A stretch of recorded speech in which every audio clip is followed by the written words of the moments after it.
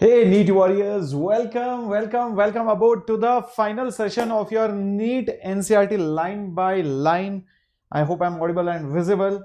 Yeah, so the series, the challenge is almost complete. We had given you guys a 5-day challenge and we are on the 4th day. You might be wondering then why am I saying that the channel is coming, the challenge is almost coming to an end, right? In spite of being the 4th day. And we said 5 days. So my dear warriors, 5th day is the mock test which is going to happen on Sunday. It's going to be on the complete 12th standard portion. The links will be shared on YouTube community as well as the Telegram channel. So make sure you are a part of it.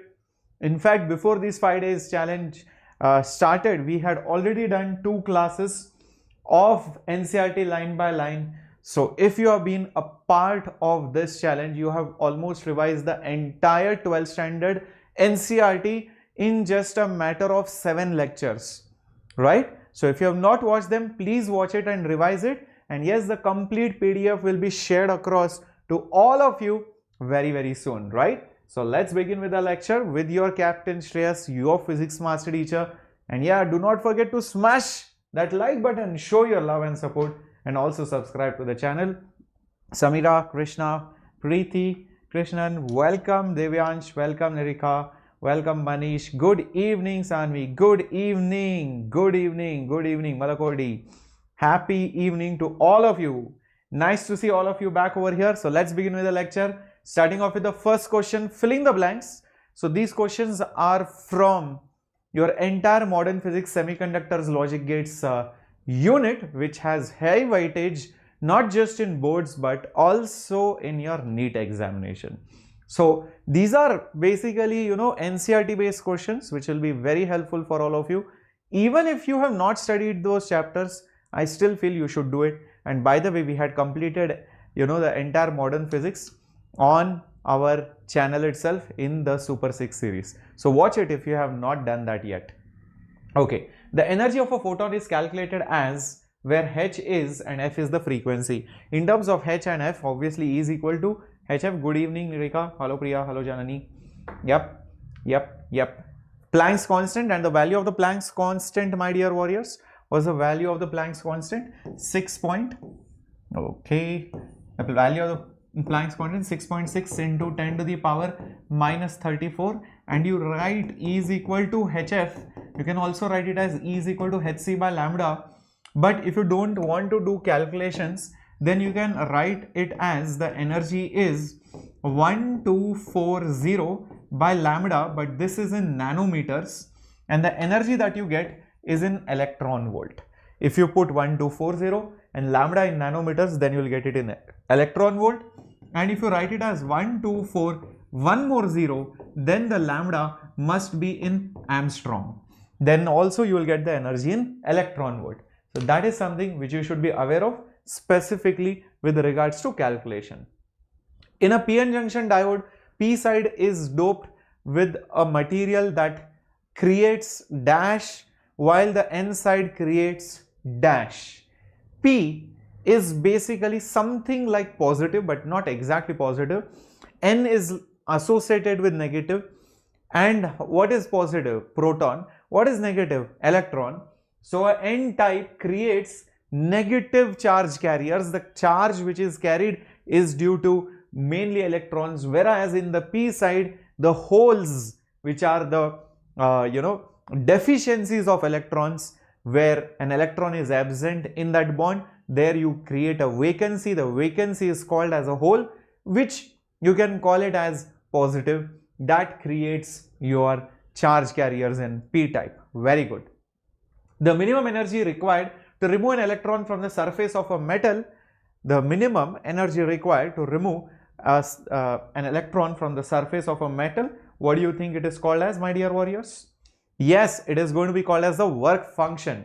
And the formula, simple formula for the work function, is hf naught or even hc by lambda naught.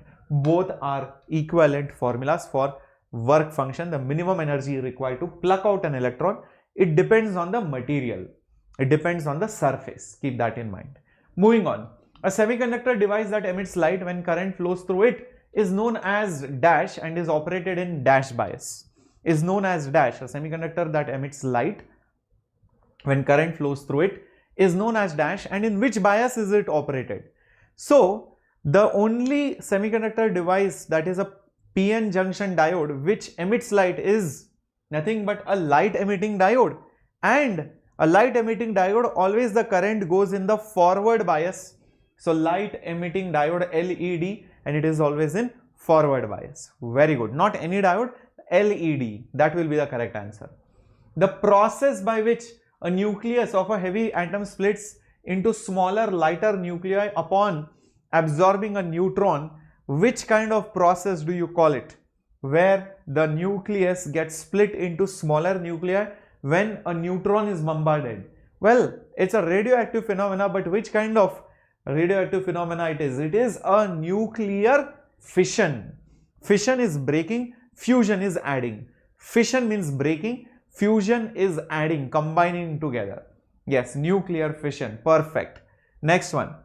The mass of the nucleus is dash than the mass of the protons and neutrons. The mass of the nucleus is dash than the mass of protons and neutrons. When you take protons and neutrons and combine them together to form a nucleus, you will see some energy is released. Where does the energy come from? By the destruction of the mass. So when the protons and neutrons combine together, some of the mass defect is created. So the mass is reduced inside the nucleus. So the nucleus always has lesser mass than the individual protons and the neutrons. That causes the mass defect, binding energy, and so much more.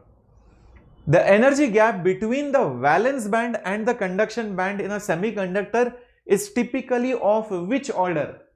So when you look at conduction band, valence band of three different solids, conductor, semiconductor and insulator. In a conductor, they might overlap, the conduction band and the valence band. In case of a semiconductor, there is a small gap, and in case of an insulator, the gap is even wider. So it's very difficult for the electron to jump from valence to conduction band. So my dear warriors, for semiconductor, the band gap is very small, typically a few electron volt. Yeah, 1 to 2 electron volts. That's what you will typically see. Yes, not 10 to the power 3. 10 to the power 3 is very huge. It is very, very, very small. 1 to electron volt. Electron volt, if you see in joules, it is 10 to the power minus 19 or order.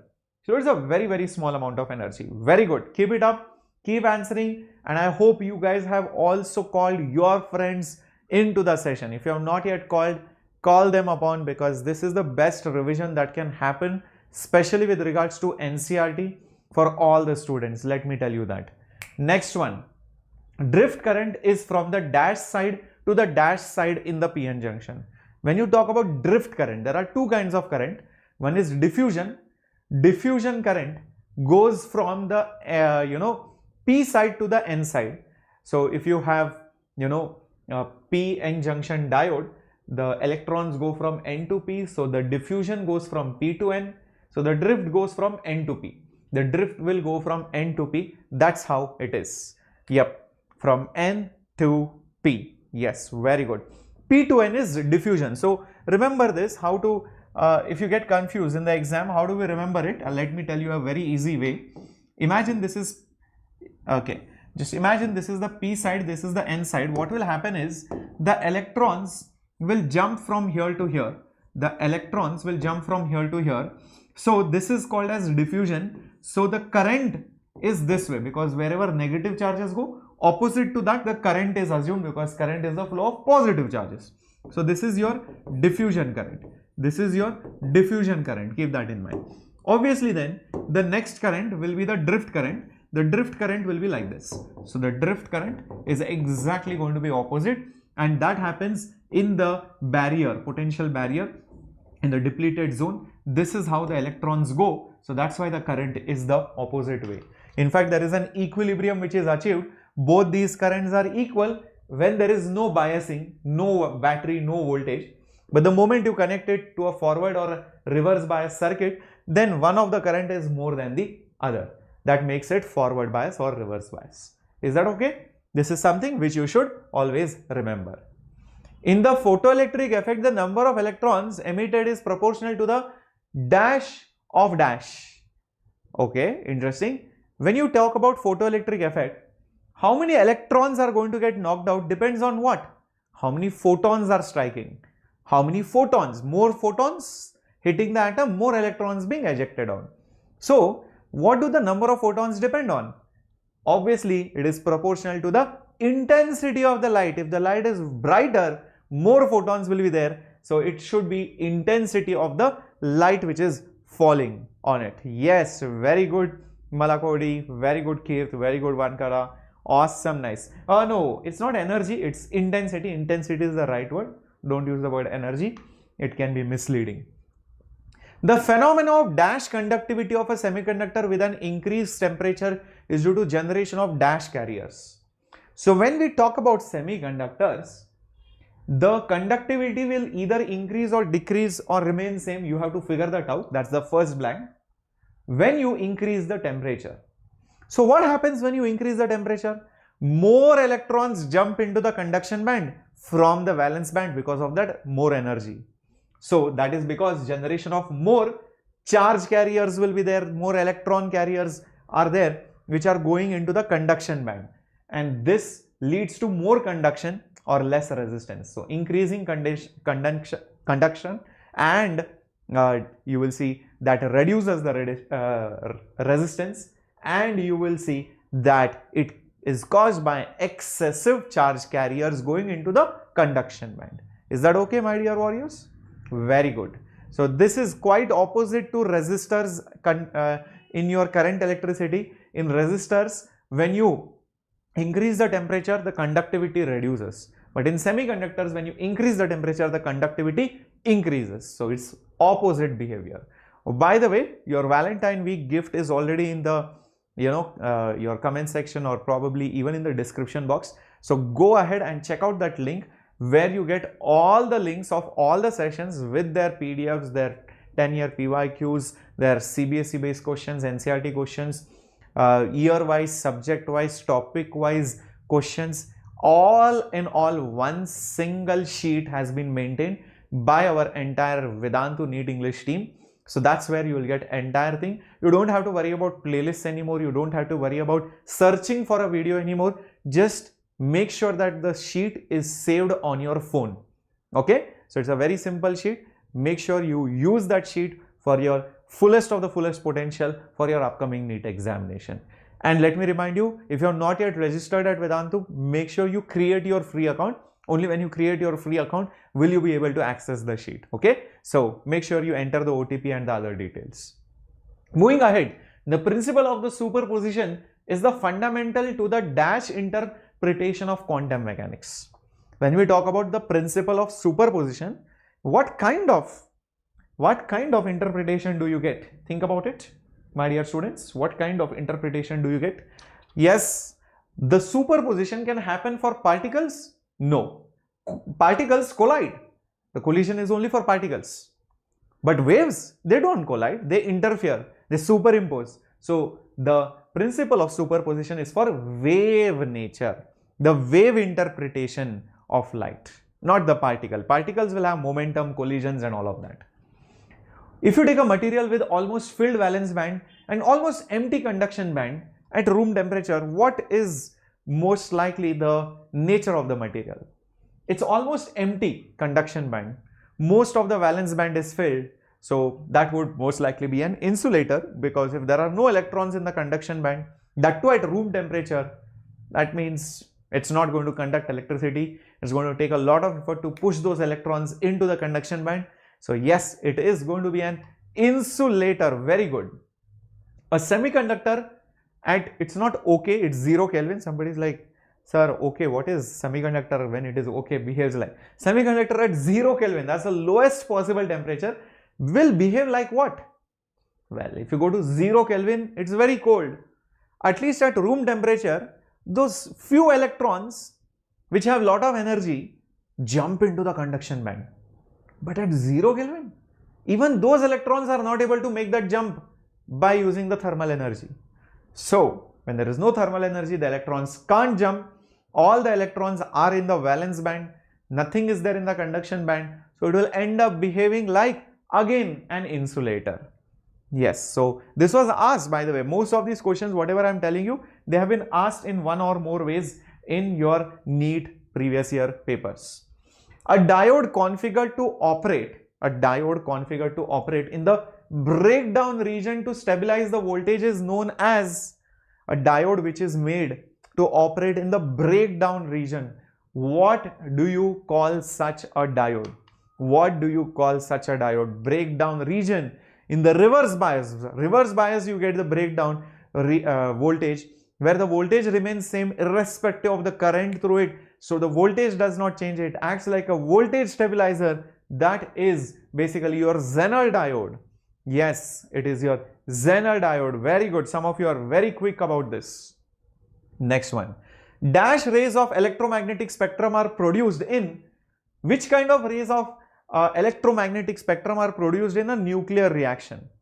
Remember, electromagnetic spectrum is very wide, right from radio waves, microwaves, then you have ultraviolet, then you have visible, infrared, so many things are there, right? From then you go on to X-rays, and then what do you get? Gamma rays. Gamma rays are highly energetic. So yes, gamma rays is the answer. In a nuclear reaction, you generally get gamma rays.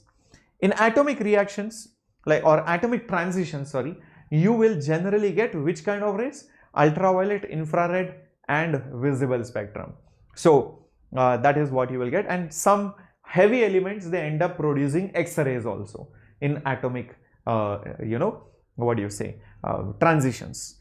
So at the max X-rays, you can't go beyond X-rays in case of atomic transitions, but in nuclear transitions, you can go to gamma rays. 1 AMU mass is being destroyed. How much energy is being released? This is your Einstein's mass energy equivalence, right?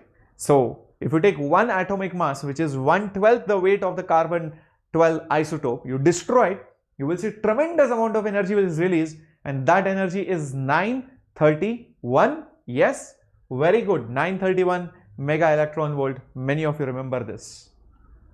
Yes. Priya, definitely. Many things will continue. My dear students, tomorrow the lesson of gravitation will be taught, which is the 11th standard topic. And on Monday, I'll be taking up current electricity. It was a high demand chapter by many students out there. I read your comments. So yes, Monday 5 o'clock, current electricity. And tomorrow 5 o'clock, gravitation. Gravitation is sweet, simple, and also easy to understand if you learn it in the right way. So we'll do that. And on Monday, one heavy weightage important chapter from 12th standard perspective, from the 12th syllabus for your NEET board, whatever exams. So that is on Monday. So make sure you attend those lectures, right? That is for you guys only. Perfect. That is Super 6. Many students were asking, sir, because of the 5-day challenge, are we stopping the Super 6 series? Guys, let me tell you, we are not stopping the Super 6 series at any point of time. We have to do a lot of classes. We want to cover as much as possible in the coming days. The next week is going to be super duper packed with Super 6 series. So all mainly biology and chemistry classes. So you will be seeing me taking the classes right from tomorrow and on Monday, and you will see the chemistry and the biology and all the classes which are going to be scheduled for the entire week. Electrons can be emitted by dash, dash and dash. There are 3 different ways by which you can see electrons can be emitted. Electric charges and capacitance, Niriksha, we just did it. If you watch the first 2 classes of NCERT line by line, right? Those were right from the chapter 1, then we went to electric potential, then capacitance, current electricity. So those NCERT lines have already been covered. You will have to go back in time, okay? Just watch the previous older classes, right? There are 3 ways. One is when light falls and electrons come out, that is photoelectric effect. Second is when you heat a metallic plate, electrons come out, that is thermionic emission.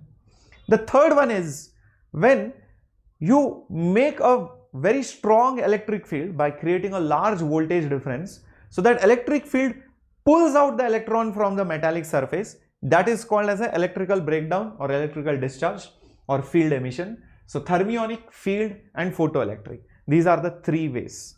These are the three ways. Thermionic, yes, you have field or breakdown, electrical breakdown, right? And the last one is photoelectric emission. These are the only three ways. Very good. A semiconductor with impurities added, increases the conductivity and is known as a dash kind of semiconductors. When you add a semiconductor with some impurity, it becomes an extrinsic semiconductor and the semiconductor is said to be doped. So you can call it extrinsic semiconductor or you can also call it as a doped semiconductor, whichever word you want to use. Both words are correct. So it depends on the options given. Don't think, sir, I thought of extrinsic. That is also correct. It's an extrinsic type. Intrinsic is where you do not adulterate it, where you do not dope it. It's pure. So when it's pure, it's intrinsic. The basis of quantum mechanics is the wave function, right? Quantum mechanics is all about wave particle duality, the wave nature of matter, and it also tells you what is the probability of a particle's location and the momentum. So you might have also seen this in chemistry, in atomic structure. So the wave nature of matter tells you the probability, it gives you a measure of the probability of finding a particle at one place, and it tells you about the particle's location and momentum, which was introduced by which particular scientist? Yes, it is Schrödinger. Schrödinger's wave equation tells you the probability. Heisenberg is not the right word over here. Heisenberg said something else. He did not tell about the wave nature. He said that if you know the position, you cannot find the momentum. If you know the momentum, you can't find the position. If there is some error in momentum, there will be also some error in the position as well. So he gave a relation between the errors of the momentum and position in finding the location of a particle.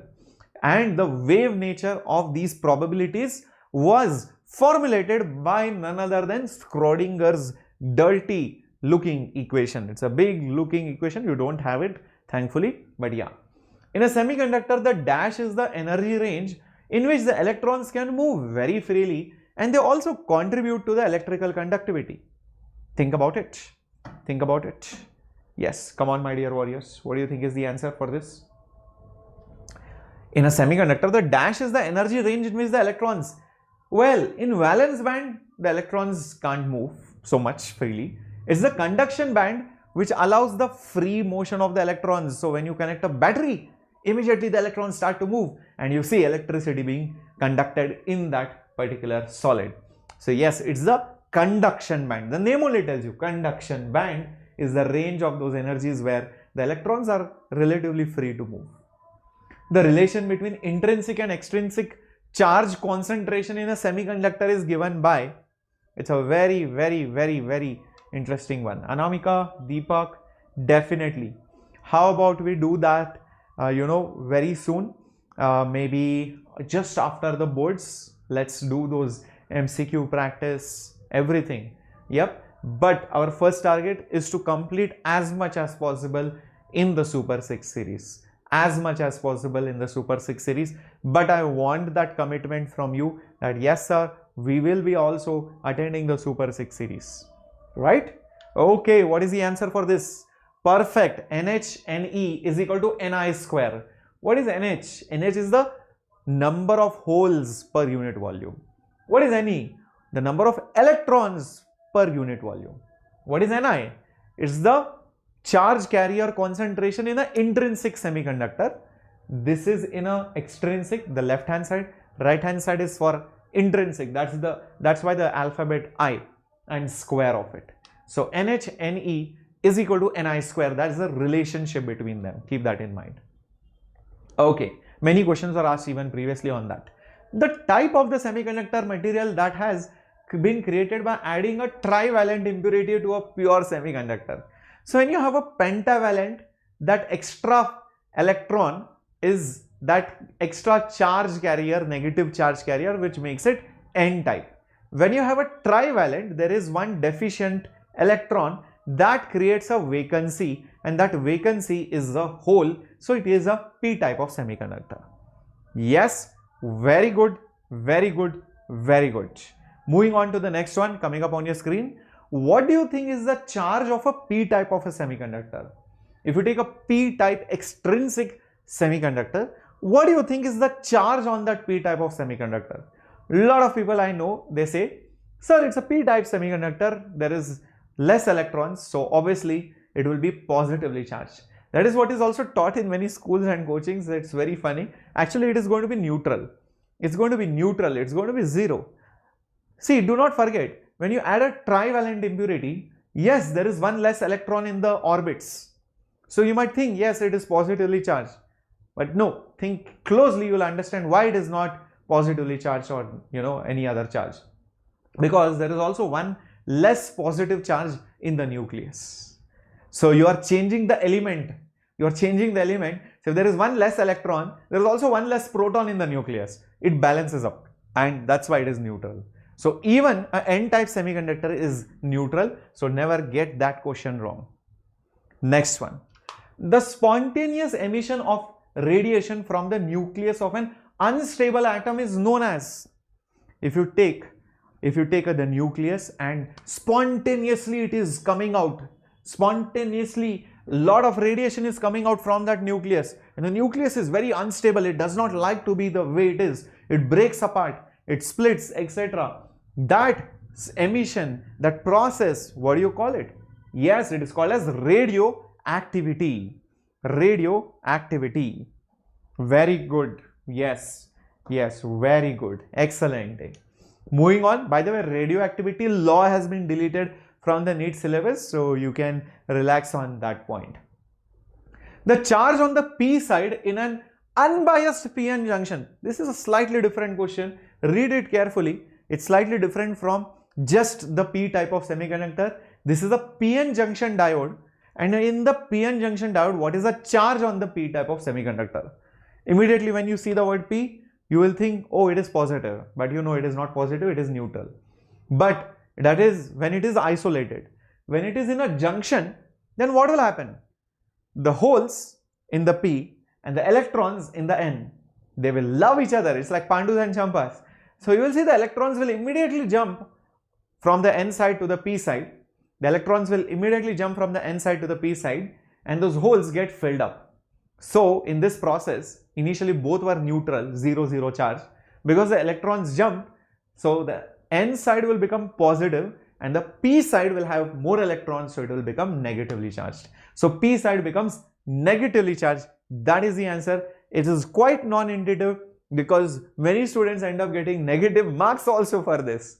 So either you get negative marks or you get negative answer. So which one do you want? Obviously you want the negative answer, not the negative marks. Next one. The relationship between the energy and the mass of a particle is given by which equation of Einstein, where the speed of light is? Oh, come on, you would have seen that on so many people's t-shirts also. These days you get those t-shirts, fancy, something and all is written on it. What is that most famous equation you might have seen? Any movie also they show that if some student is studying, right, they always show the student is writing that famous equation, that is Einstein's equation, as if that student is understanding everything. E is equal to mc square and c is the speed of light, right? Have you seen any such movie where they are chumma writing on the blackboard E is equal to mc square, this, that, equations, and then you realize what are they writing? It's not making sense over there. But yeah, it looks very fancy, that's why. It's one of the most famous equations in physics. In semiconductors, the energy gap between the valence band and the conduction band is dash than in the insulators. Yeah, if you talk about the semiconductors, the gap between those bands is slightly less. As compared to insulators, the gap is much higher. So it's very difficult, for the electrons to jump from valence to conduction band. In semiconductors, it's easy. So that's why the band gap is much lesser. Okay. All right. Very good. Yes. So Kirti, Krishna, Samira, Deepak, probably remember few movies out there. And here comes the next question. When you have the ripple effect from a rectifier, it is removed by, what is that device which is used to remove the ripple effect from a rectifier. In fact, in one of the previous sessions also I might have done this, but yeah, the answer is adding a capacitor across the output. So usually what happens is, if you have like a full wave rectifier or whatever, okay, full wave rectifier like this and whatever, and then you are basically getting an output from it. You are giving AC input, it is becoming DC. So earlier it was like this, now it is like this, now it is like this. These are called as ripples, like the ripples of water. That is why it is called as ripples. So what you do is you remove those ripples and you make it almost constant, and this happens by adding a capacitor. When you add that, those variations go away and you will see it is almost stabilized, and that is because of the help of a capacitor. Okay, so capacitor stores the charge, and when the voltage reduces, it gives the charge. So it stores and gives it when necessary. So it does not allow the current to fall down or the voltage to fall down. That way it almost stabilizes the currents, okay, and the voltages. That is how you remove those rippling effects. Okay, clear? Yep. Let's move on to the next one. Dash and dash are called as the universal gates. So we will be doing 50 questions. The remaining 50 questions I'll be sharing it to you as PDF, which you can solve as homework or as revision, however you want to. After this, you're going to have biology and then chemistry. Which are called universal gates? Yes, NAND, NOR. NAND, NOR. It's not AND or NAND. It's AND plus NOT, which makes it a NAND, OR plus NOT, which makes it a NOR. Using these two, you can make any kind of gates. Keep that in mind.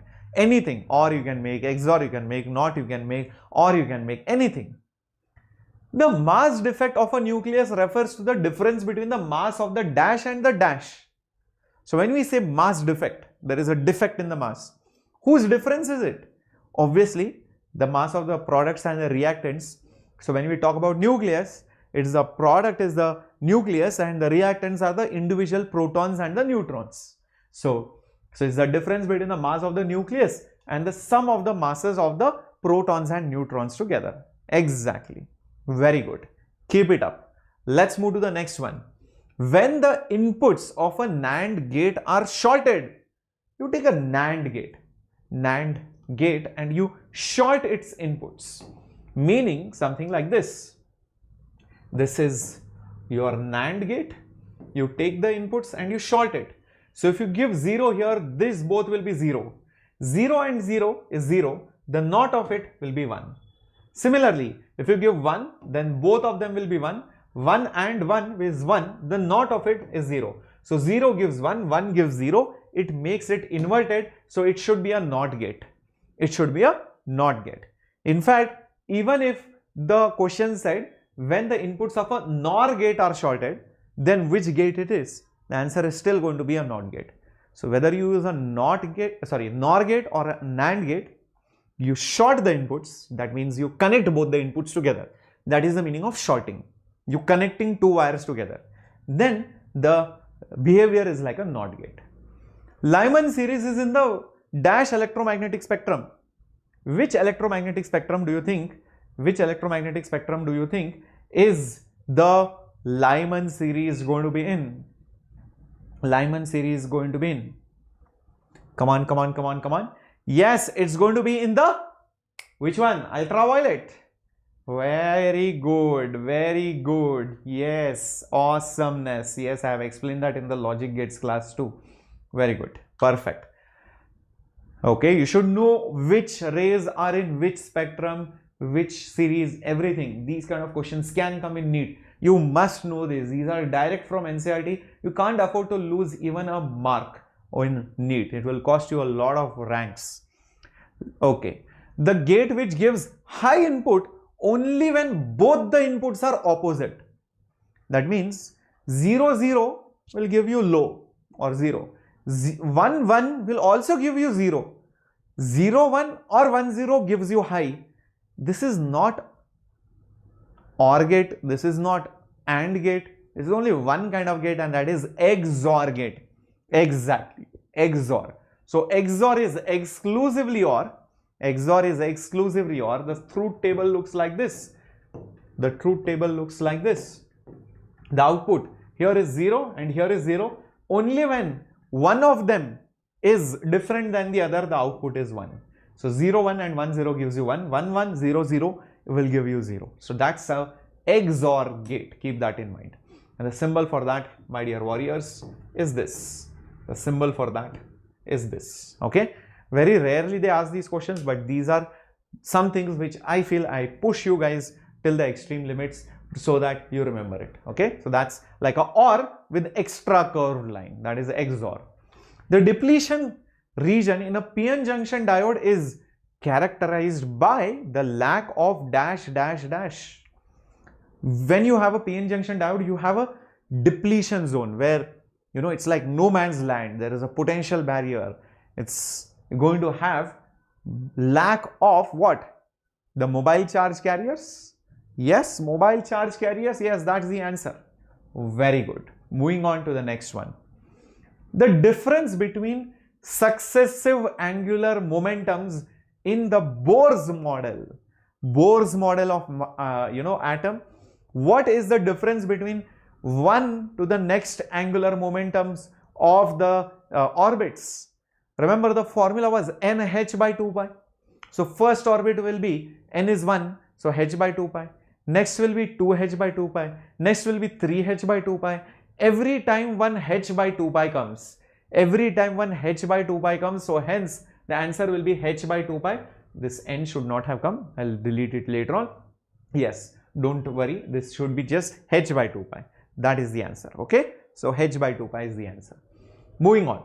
The phenomena where electrons are released from a metallic surface when light shines on it. This is very simple. When light falls, electrons come out. That is photoelectric effect. Yes, that's correct. So let's quickly go to the next one. Dash diode and dash diode are operated typically in the reverse bias. There are two kinds of diodes which are in the reverse bias. So Malagodi, I'll tell you something. When am I going to take? See, all these problems will never come if you are using this sheet. So as you are watching this lecture, what you do, go down. Do you see this NEET 2024 best surprise gift? Click on this. Click on this. Okay. All the chapters are there. Okay. 10-year PYQs, NCERT, NEET, everything. Chemistry, physics, biology. Now, when you go to physics, whatever chapters I have done, you will see it being filled with everything else, be it the PYQ test, chapter PDF, NCERT solutions, everything. If you go down, you will see that even the 12th standard topics are there, and you will see that I have done, where is it? I think the classes have not been added over here, but yes, I will make sure they get added. It is there in our live section itself. You can go back and you can find modern physics. Okay, you can go back and you can find modern physics, right? So that's how you can find it. Right over here, I have done AC current and I have done ray optics, rotational mechanics, right? All these things we have done, logic gates and all these things. Okay, so if it is not being done also, don't worry, we will do it very soon. Okay, so all these things like, sir, can we do that? Can we do that? Definitely, whatever blanks are there, we will be doing it very, very soon. But all the things which are done, you can definitely please use that sheet. It will be very, very helpful. Okay, cool. Shall we go ahead, my dear warriors? Okay, okay, perfect. Let's move on. Which are those diodes? Photodiode and Zener diode. Photodiode and Zener, very good. Very good, very good. Photodiode and yes. Photodiode and Zener diode.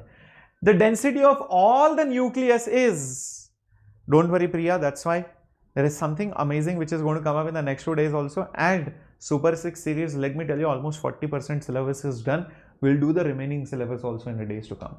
Yeah, the density of all the nucleus is same. Very good. Excellent. Excellent. The momentum of a photon is dash, but the rest mass is dash. When you talk about a photon, the momentum is given by the formula h by lambda. and rest mass of a photon is assumed to be 0. So the rest mass is assumed to be 0. So this was by de Broglie's principle, right, everybody? Okay, thank you, Mr. Devyansh. All right, moving on to the next one coming up on your screen. The dash series lies mainly in the visible range in the hydrogen spectrum. Which is that series which lies in the visible range? In the visible range in the hydrogen spectrum. If we take a hydrogen spectrum, it is always the Balmer series, everyone. Yes, Lyman was ultraviolet, Balmer is in the visible, the rest of them are in the infrared and all of that. Exactly. Very good. Excellent. Moving on to the next one coming up on your screen. In the forward bias, current is more than dash current. Some current is more than some other current in that PN junction. So when you talk about forward bias, right, this is PN junction. P is connected to the positive terminal of the battery and N is connected to the negative terminal. So the current will come like this, will go in like this and come out like that. So why is this current like this? It's because the diffusion current which goes from P to N is much higher than the small drift current which is there. The drift current is small, the diffusion current is much higher. That's why the net current is in the P to N side. So that is the answer, my warriors. That's what you're going to see. It's the diffusion current which is more than the drift current. Very good. Next question coming up on your screen. Get ready. Very good, Rani. Very good. Sanvi. Very good. Krishna. Very good. Keerth. Very good. Nilakash. Very good. Kim. Hello, Kim. Nice to see all of you out here. Yes, a lot of regular students and new students. So new students, join in, subscribe to the channel. It's your channel and let's make this family bigger and bigger. And if you are already a member, you know what to do. The usual drill. Smash that like button down there. Yeah. The minimum frequency required to eject the electron from the metallic surface in a photoelectric effect is called as the dash frequency. The standard thing. The work function is phi. Phi is hf naught. Hf naught. H is Planck's constant. F naught is the critical, the threshold frequency. You can also write it as hc by lambda. That lambda over there will become the threshold wavelength. So threshold frequency, threshold, wavelength. Perfect. Next one on your screen now. If you take a N-type semiconductor, the majority of the charge carriers are dash and the net charge is dash. In a N-type semiconductor, N stands for negative. So it's the electrons which are dominating over the holes. In spite of that, what is the net charge on it? Remember, this N-type is an isolated, nowhere it is connected. Although there is an excess electron, it is not negative because there is an excess proton in the nucleus. Because you dope it with another element. You are not using silicon and germanium, you are using some pentavalent impurity. So if there is an extra electron in the orbit, there is also an extra proton in the nucleus. So they balance out each other and you are going to get 0.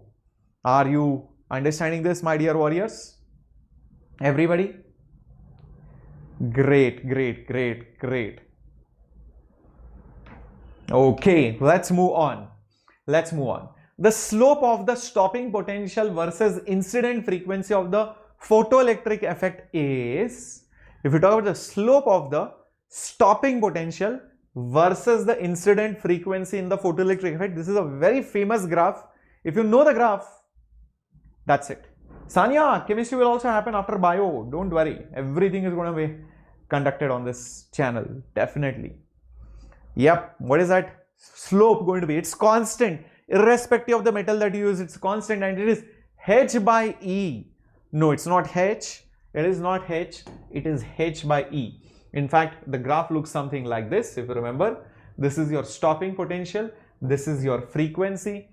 And if you draw anything, it goes like this, it intersects here. All of them have the same slope and the slope is h by E. That is the answer. Okay, remember this can come in your NEET exam. Remember these graphs. The maximum kinetic energy measured in terms of the stopping potential. When photoelectrons come, you apply reverse voltage to stop them. And that's how you end up measuring the maximum kinetic energy of any electron being emitted. So that kinetic energy is the charge multiplied by the voltage. So it is E into Vs. Charge is E, V is the voltage across which it has been decelerated, not accelerated, decelerated. Okay? Sandra, Sindhu, let me tell you, if you are new to the channel, maybe physics is difficult. If you are very old for the channel, then physics is going to be your strong point. And if you are recently joined, please let me tell you, please watch all my classes right from the beginning, be it basic maths, be it units in dimensions, motion in 1D, everything. Right from basics I have taught it from the scratch, so that even a 10th standard student, if that person sits and watches my lecture, they also will be able to understand. So when I teach, I don't teach for 12th, I teach for a very I would say school student or something who can understand my classes. And that student also should be able to crack NEET. So 100% 11th and a 12th standard student will be able to crack NEET. So watch those classes. I gradually take up the level, and as we come to more and more problem solving classes, you will be benefited out of it. If you don't read the theory, don't watch my lectures, you will slowly start falling behind. So I want you guys to watch it. Take advantage of the free classes which are there over here on YouTube, right? Okay. The circumference of any Bohr's radius in terms of the de Broglie wavelength of that electron is. Come on. Yes, Sanya ji, I just told you that the chemistry is going to start after biology. It's going to start close around 8:30 or something like that. Yes, Sandra, 3 months are left. But if you keep getting scared, then 2 months will be left. And then 1 month will also be left. If you start now, those 3 months, you can do the remaining chapters. You can do at least the high weightage chapters, and I can guarantee you in the 3 months, just 3 months also, you can get easily 130 to 140 marks in physics, because there are only certain chapters which are high weightage, which are definitely asked, and that will fetch you a lot of marks. Okay, so watch my older videos also, where I have given the strategy for which chapters are important, which chapters are low weightage, everything. Yes, C is equal to n lambda, that's the answer. C is equal to n lambda, that's the answer. Very good. So when you talk about any Bohr's radius, you will see that the circumference is made up of certain wavelengths. If I take lambda and I multiply it n number of times, n lambda, I will get the circumference, which is 2 pi r. This is a standard formula which you must know. This lambda is your de Broglie wavelength. So it is nothing but h by mv, mass of the electron into velocity of the electron. This is also a very important formula which you should know. The intensity of light in terms of frequency and the number of photons per unit time is how much? Yeah, Baswa sir in the chat box. Very good. Baswa sir is like, in the next line, one man down, the next wicket up, right? In the dressing room with all the gear. So what do you think is the answer, my dear students? The intensity of the light? Yep. Intensity is energy per unit time per unit area. Energy is hf. So if there are many photons, it will be nhf divided by area. So it will be nhf divided by the area. Is that right, everyone? Very good. Awesome. Moving on to the next question coming up on your screen. An isotone is when the number of dash in the two nuclei are isobar, isotope, isotone. Isotope is when the Z, that's the protons, are equal. Isobar is when the atomic mass number is equal. Isotone is when the number of neutrons are equal. So the answer for isotone is neutrons are same. Perfect. Moving on to the next one.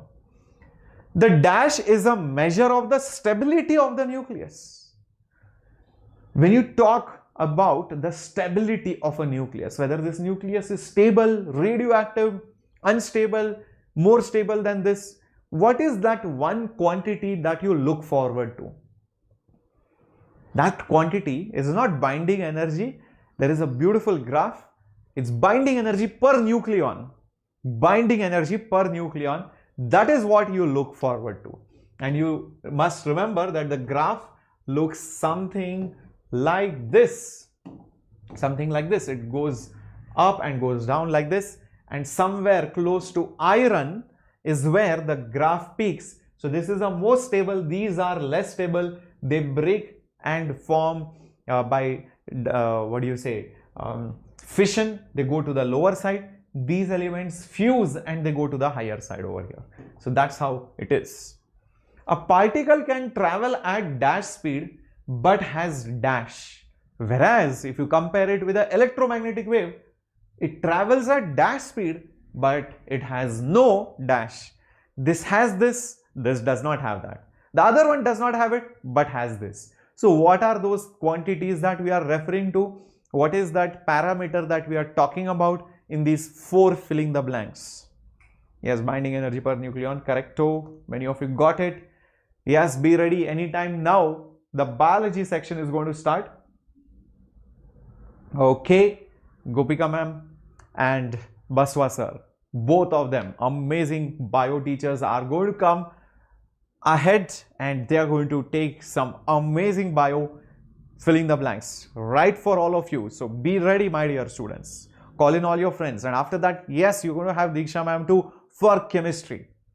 A particle can travel at any speed that it wants, but it has mass. Whereas electromagnetic wave has to travel at the speed of light. No matter what it does, it has to travel at 3 lakh kilometers per second, but it has no mass. It has no mass. Understand that. So that's the distinguishing factor. Now the remaining PDF obviously is going to be shared on the Telegram in a couple of days. We are going to bind all these PDFs together and stitch it and give it to you, and make sure you are in our Telegram channel by hitting that link which is there down in the description box. Also, there is a sheet which is created, beautifully arranged, lectures, PDFs, everything for all of you. So make sure you make the best use of it. All right. So that's it for now. Have a great day. But now bio is going to continue, and after that chemistry. So don't go anywhere. The same session stream is going to continue. It's just that I'm going to disappear and magically you are going to see two or one person up on the screen, right? Okay, I am signing off. Get ready for bio now. Okay, bye. If it is clear to all of you, quickly let us know in the chat that yes sir, we are audible to you. Wait, let me see. I can't see if we are live. Are we live? No, Shreyas sir is still live. No, Shreyas is still live. No, see, sir is talking, no? No, that is old. Oh. Students, can you see us? Even I can't see anyone. Even I can't. Yes, I can see us. Who? Oh yeah. Yeah, we can are see. live. can We are see, live. can see. We are live. Yes. Both of us searching on phone. Yeah, both of us searching on the phone. Okay, students. Hello. How is everyone doing? How is the Josh? Hi, sir. Remember we used to tell that? Yeah. Yeah. In Christ. We did. Yeah. Okay, hi, how is the Josh? Good evening, each and every one of you. I hope everyone is safe and sound, doing extremely well. This is Baswaraj and this is Gopika ma'am signing in. signing in. We are your biology master teachers. Welcome back to Vedantu NEET English, students. Yes. Style flopped. What is happening, yeah? Why is it going 8 live watching? Why is it going 8 live watching? Something is happening. Something is happening. Some nazar is happening. Not nazar, I think some students did some. Hello Crazy, hello Sandra, hello. Yes, Kid. hello. Hello Priya. Hello Sanvi. Hello Mona. Yes. Oh God, I got a heart attack. How is everyone doing? Students, we met some of you in the morning. It was really amazing. Yes, it was awesome. It was awesome. It was really awesome in the morning. We did a proper mentorship.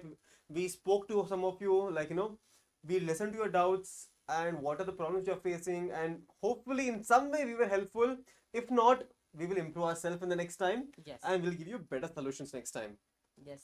I think our solutions were in a way that it can help all of them, not too general, not too specific, but at the same time General discussion. addressing everyone. Students, we'll be doing such mentorship every single week, only once a week we'll be doing. So if you have any kind of questions which you cannot tell on the YouTube, you might think, student, what will this person say? You can join the mentorship program where you can send messages directly private to us. We will read it live and we'll reply to it live. Okay? Okay. Yes. So students, today we have a khichdi. We have NCERT lines. We have PYQs. We have MCQs. Everything mix. Everything. So it is not just going to be NCERT lines which you will be typing the answers. You will also be solving MCQs, which is previous year questions. Yes. And also difficult questions which we did yesterday. Similar type of questions. Yes. Can we we start? Waiting for our session that makes us so happy. Okay, but did you all smash the like button? No. Small 2 minutes, ritual. Small ritual is that? Yeah. After 2 minutes, I'll become very strict. Okay. Yeah. So like the before- video right now and start sharing session. If you have not shared till now, start sharing session. We want the hype to build. Okay. Okay, We next will time take next time do we'll keep that. the sessions in the evening also. Yes, I know yes. some of you might be going to schools and colleges, Colleges, yes. so we'll keep the sessions in They're the far from school. They're in college. They're college students. They're teenagers. Until 12th, I was school student. Even me, but whatsoever, our conditions, they are the Gen Z. Okay. We are the old So ancestral I think property. let's not waste any time. Let's go with the first question, ma'am. He's cutting me off. Sorry, it's fine. So the first question is here. The disease. Can I write? No, I can't write. Please select. Yeah. Yes. No, yellow. Yellow. Oh, the answer came. Please change. I'm covering. The answer is here. Yes, change. Answer is gone. Okay. Thank you, DD. You had the pen all along. I was searching for the pen. It's fine. The diseases that are easily transmitted from one person to another person are called as dash diseases. Achi. For example, if I'm standing here, if I say Achi, something, the aerosol particles, it will travel and it will go to her, and that is nothing but the infectious. It's infectious. Okay. Yes. Infection. See, you have to be very far. Or communicable diseases. Diseases. Okay. Very good. Infectious Next one. or communicable diseases. Next one, ma'am. Dash like cancer. Yeah. Dash like cancer are major causes of death and do not involve infectious dash. disease. Yes, correct. Next question. Next question, come on. Where are the students, ma'am? I see only few names here. I do not see. They went to sleep, yeah. They went to sleep so early. Yeah, then what? They are not serious NEET aspirants. What do They'll you go expect sleep them? early, eat early, and then everything. Fark hai, ma'am. Early. Fark hai, one. Fark hai, fark hai. That video will come. Anyone who can tell me? Diseases. Yes, it is a disease. Okay, I think Mona is telling non-com. She's telling rom-com. They're non-communicable. We have to write the whole thing. That is non-infectious diseases like cancer. We know cancer cannot be spread like this, right? It is not a communicable disease. That is the reason why people take care of cancer patients, and when it comes, I see COVID also very infectious disease, but still people cover themselves and Exactly. care, right? So this is non-infectious like cancer and do not involve in Infectious agents, no agents, like no mosquitoes, no aerosols, no touching of something. So no waterborne, no water, airborne, nothing. No agents. No agents. Right? No agents. Wow. Beautiful. Thank you. Next question, ma'am. Oh, no answer. Okay. Yeah. Okay. Ma'am, can you read? The pathogenic bacterium which causes typhoid fever in human. A P by Q. Yes. A P by Q Typhoid. question. Shreyas is crying from yesterday. Yaar. Why are you crying, Shreyas? Tell us your problems. Tell us your problems. What is missing in your life? His tears will drain out at this point. Then tell us also which antibody is in tears. These students, we understand. We Yes, should- very good, Sanvi. Salmonella typhi. Typhi. Yes, Exactly. Salmonella Typhi. typhi. Some people are saying salmon, illa, typhi. What is that? I always read as salmon, the fish, no? Fish. That is why I was also talking. Salmon, illa. Illa means in Malayalam, no. Kannada also means illa, same thing. Illa. Mm, Correct. Okay, next question, ma'am. Salmonella typhi. Next Yes. question, ma'am. The common cold is caused by a group of virus known as. I have an interesting question for this. Don't ask. Okay. If you're thinking, don't think. I'm not thinking. I am shutting my brain off. Yes, please read, Off. student. The common cold. Okay, ma'am's favorite best friend. All of Yeah, both of us best friend is caused by a group of virus. Yes, very good. Sanvi. Yes, I know in Tamil also it means illa means no. Illa. Hmm. That is illa. Hmm. Yes, rhinovirus. Ask Okay. question. Students, this only students who attended my class will answer. Hmm. Students, okay, answer this. Let they finish rhino, yeah. yeah. They're Yeah. still in rhino, let they finish. No, you ask me that time it will go. Okay, students, tell me, see, our body has a memory of anything that enters our body. Hmm. Then why do a person every time end up getting affected by rhinovirus or common cold? How many ever times you take a cure for it? Answer is here somewhere, ma'am. Don't say. That's what. Why do we can we cure Common cold. common cold? If you can cure common cold, it must have been cured by now, but it is not cured. That is, we are just controlling the symptoms of it. Right? Why? Why? Ma'am will tell you why. Why? Yes.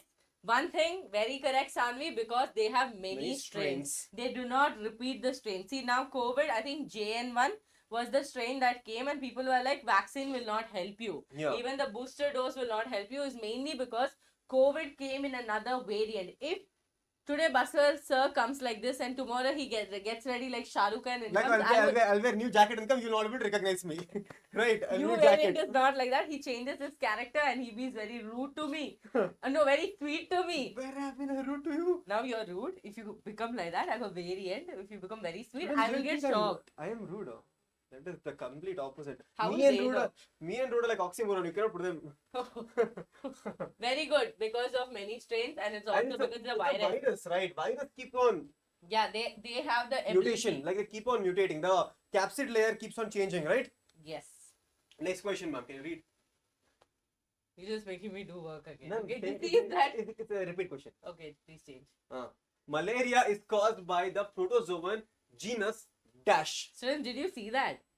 Did you see that? What they didn't see anything. They saw. What did they see? When the question repeated, he's like, "Ma'am, please can you read?" And when new question came, he just started reading. See, and he tells, I didn't realize it was. and he tells that he's not rude. See, I didn't see that. I didn't see the question. I just gave him note. Thank you, Payal. Send me chocolates. Me also. I mean, I like chocolates. No one cares. See, who's rude now? Who is being rude? Yes, it's plasmodium. Now, quickly tell me in the chat No, no. what type of division does the plasmodium show? Okay, I thought you were going to ask what is this type. No, Okay, no, no. chalo, next question. Plasmodium. Modium. Yes. Plasmodium multiplies by which method of asexual reproduction? The life cycle of Plasmodium begins when the infectious form called dash enters the human body. Ma'am, I forgot what is that called? The mosquito speak. Something it is called. No, ma'am. I can't. Thyrax. No. I think students will learn. Yes, DD, very correct. Very correct, Sanvi. Sporozoites. Those are the first thing that enter a human body and then multiplicate, go to the liver cells, rupture the liver So cells, why then do they go go to to the liver skill, ma'am? then go to the RBC. Glycogen. That's why Yeah, it's for a- the multiplication. division. Yeah, division. And then go to the RBC, again rupture there, release something that will actually cause the chills and fever and everything. Yes. Right, the chemical substance. Sporozoites. Very Now good. tell us in the chat what is the vector here. Vector, if I'm not wrong, right? Yeah, It's a yeah. vector here. Tell us also what is the vector here, the proper I name, think the that question female is name. Coming. Question Question is is there. coming. Yeah. See next question. Don't tell then. Don't tell. Wait, Don't wait. tell. Please don't tell. This is Gopikam's chapter, so I'm like, I'm not gonna interfere so See? much. The female dash mosquito is the vector for transmitting malaria. Yes, hemozoin is the chemical released. Exactly. Hemozoin. Mosquito, yes. It's like dude mosquito. He's Which very mosquito? cool. Actually, he's like, do anything, sir. It's not like I'm gonna be. How, Yes. Somebody saying housefly, ma'am. Harini, I'll cry now. Anopheles, very good, Neha. Female Anopheles mosquito. Yes, Now I'll give some extra again, ma'am. about mosquito. No. So students, do you know what is the difference between a vector and an agent? Yes, I know. Ma'am, you don't I've tell. taught them. I've You told taught them. them? Yes. Arre What do you yaar. think I missed? I don't miss anything. I was gonna catch them off guard. What is the difference between a vector and an agent? Now here they're telling you vector, but in housefly example, it is written as agent. What is the difference? They know, yeah. They should be telling by now. I am not seeing any answer, Tara. Students, come on. Don't break my trust. Please put Neha, the answer. tell the answer. Hey, Zen. They're like, yeah, hey, Gopika, ma'am is the answer. They're like, I know the answer, but they're not telling the disease. Yes, transmit the disease. Yes, even the agent will transmit a disease. But what is the difference between a vector and an agent? Vector. Is a carrier, okay? Yes, yes. Vector. Some say Yes, DD is the correct one. So vector is That's good, part that's of the life cycle of a in the entire life cycle. So vector will be part of the life cycle, while the agent will not be a part of the life cycle. Agent will only help in transportation. housefly. Huh. Fecal matter. To bring the amoebiasis, he'll bring the fecal Right. matter and sit on the rice or whatever food you have kept open. No life cycle is going inside. Yeah. But in mosquito, one of the blood meals, say whatever they take, Yeah. the entire rupturing hemozoin release to get the chills, fever, all of this is happening inside the mosquito. Yeah. Yes? I know. You remember first class when we got ready, I told deck up and then you were like, no, it's dress up. Zen is remembering The that. thing is, I tend to correct mistakes. It's not a mistake. It's a It is something. Okay. your ancestral An problem. example of an organism that can cause amoebiasis, also known as amebia dysentery, is dash. Vector is Papa, it seems. Agent is Papa. Agent is Papa. Dummy is Ah, he you just just- comes and sits. But does not know he's causing such a big drastic Yeah. change in that whole family. Come on, come on. Oh, and all. They're only singing, yeah? Why? Oh. Yes, very good, Didi. Entamoeba. Neha, Subhashni, Sharat, Sanvi, Kirti, Malar, Afia, Deepika, Navya. Very good. Trinity, Exactly. Mona. Entamoeba Entamoeba histolytica. Okay, lytica, no, histolytica. You say it, Lytica. Lytica. I say Entamoeba histolytica. Lytica. Okay. Light is no light is the LY, so Lytica. God, again. Small English. Small English. Huh. The protective response of the body to pathogen invasion involving white blood cell is an aspect of dash immunity. Dash immunity. Our volume is good only, no? Our volume is. Raise If your I phone. raise my volume, all of you will go from here. Raise your phone's volume also little. Oh. Oh, the head That movement. other, the other. Oh my Ah. God, yeah, Priya. Again, she's shooting. us. 100 likes, just 100 likes, no? Very disappointing. No? Ma'am, we'll set a timer now. Now it is next 30 minutes. It's not even 100, it's 83. Or maybe I should refresh. Oh, I'm gonna call you. You're going to call them. Don't call them. This is your innate immunity, right? Yes, acquired. Hello. Who is it? Is it acquired, Neha? Are you sure? Don't delete your answer now. Deepika, ready? Don't delete your answer. So how Read is the- it acquired? Read it again. Read the question again. We'll read the question again, ma'am. Yes. I'll underline the main word. Yeah. The protective response of the body to the pathogen invasion involving white blood cells. This is the key here. White blood cells is an aspect of dash immunity. Yes. Innate immunity. No. Correct. Okay? Now they're correct. We should read the question twice, I feel, ma'am. Yeah.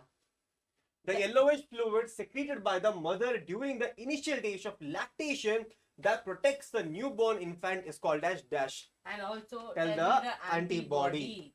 Which is rich in antibody. Now, And quickly, also tell me if it is passive or active immunity. exactly that also. Also, Sanvi exactly colostrum.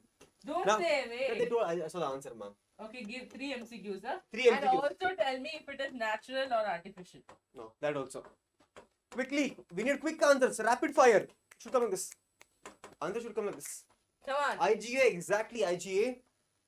Okay, one answer we got. Tick, put that, ma'am. Next one, is it active or passive?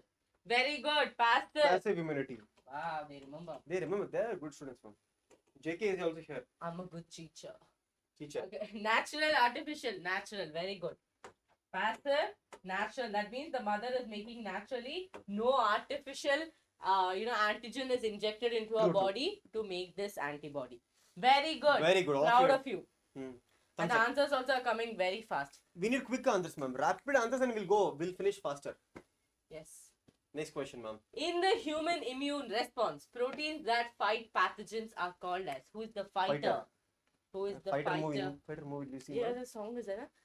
I don't know the song. I didn't even saw the movie also. I'm a fighter. That is a different. That is a different. I'm a fighter. That is a different song. This is Simple. like- This is the clue here. Again, everything is a clue here. Everything is a clue only. Mm. Interferons. Sir is a good mentor, ma'am. She's sarcastic. Yes, very good. Antibodies.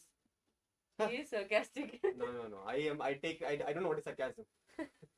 When the body mistakenly attacks its own cells, it is referred to as dash disease. Very important. Very Tell some important. examples also. Yeah. Tell Give some us examples also. examples also. Yes, it is a glycoprotein.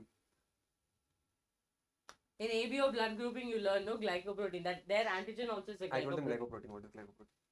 I am telling antigen is a glycoprotein. I told them in biomolecules. Full detailed. I told them the types of proteins, You had also lipids, Yes. everything. autoimmune diseases. Very good. Autoimmune. Auto means self and immune. Yeah. Give me an Resistance. example. Give me an example when our body mistakes our own cell as an foreign particle and Myasthenia starts. gravis. Yes, correct. Yes. Don't see. I'm not seeing. Okay. I'm happy. You can see the smile on my face. I'm Next also question, ma'am. smiling. The first line of defense that includes barriers like dash is part of dash immune system. Not Shreyas. I think Shreyas is. Students, are we audible? Tell us in the chat. A quick thumbs up in the chat if we are audible to all of you. I'll only check. We are audible, no? Yeah.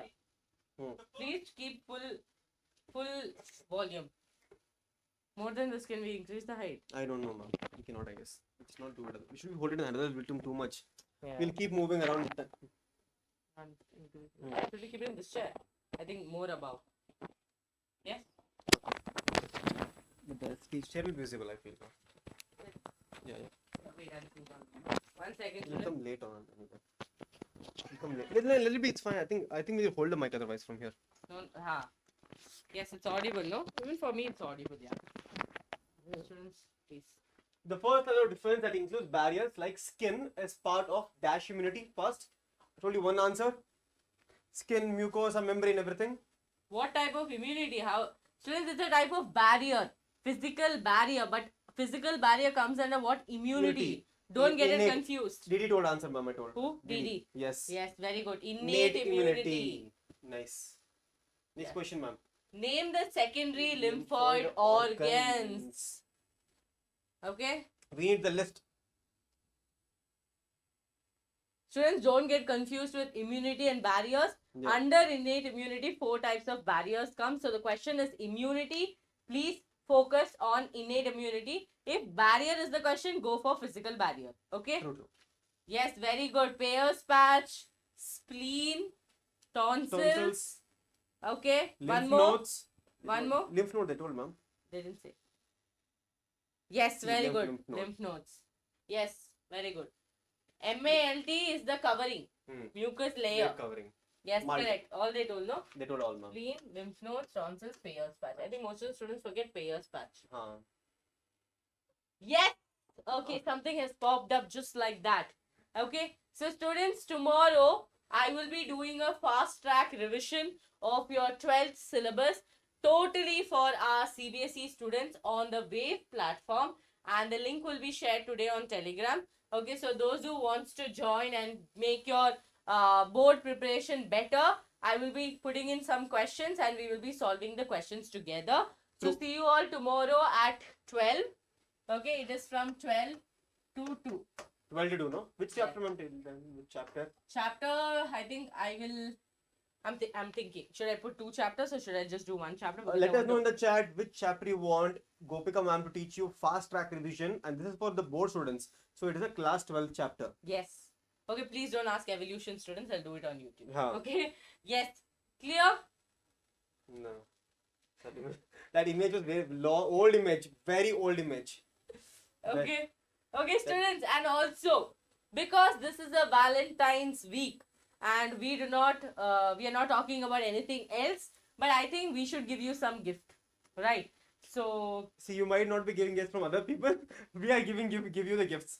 The gift Yes. which I'm giving you is a Valentine treasure box. Now, what is there in the box? If you open the box, which is in the description, you will have chapter-wise session links where our entire session on YouTube, whatever session you have taken in a list format with the chapter name, YouTube link, and a PDF copy, the notes, everything will be on the same line. you don't have to search where did Gopika ma'am do cockroach, where did Basar sir do plant families. Nothing. Every link will be there. Okay? Okay. And Session notes by the top teachers. we are the top teachers. Teachers. And maybe if we get better notes, we'll add that also. Yeah. NCERT exercise solutions PDF, important for board students. Yes. Chapter wise NEET PYQs.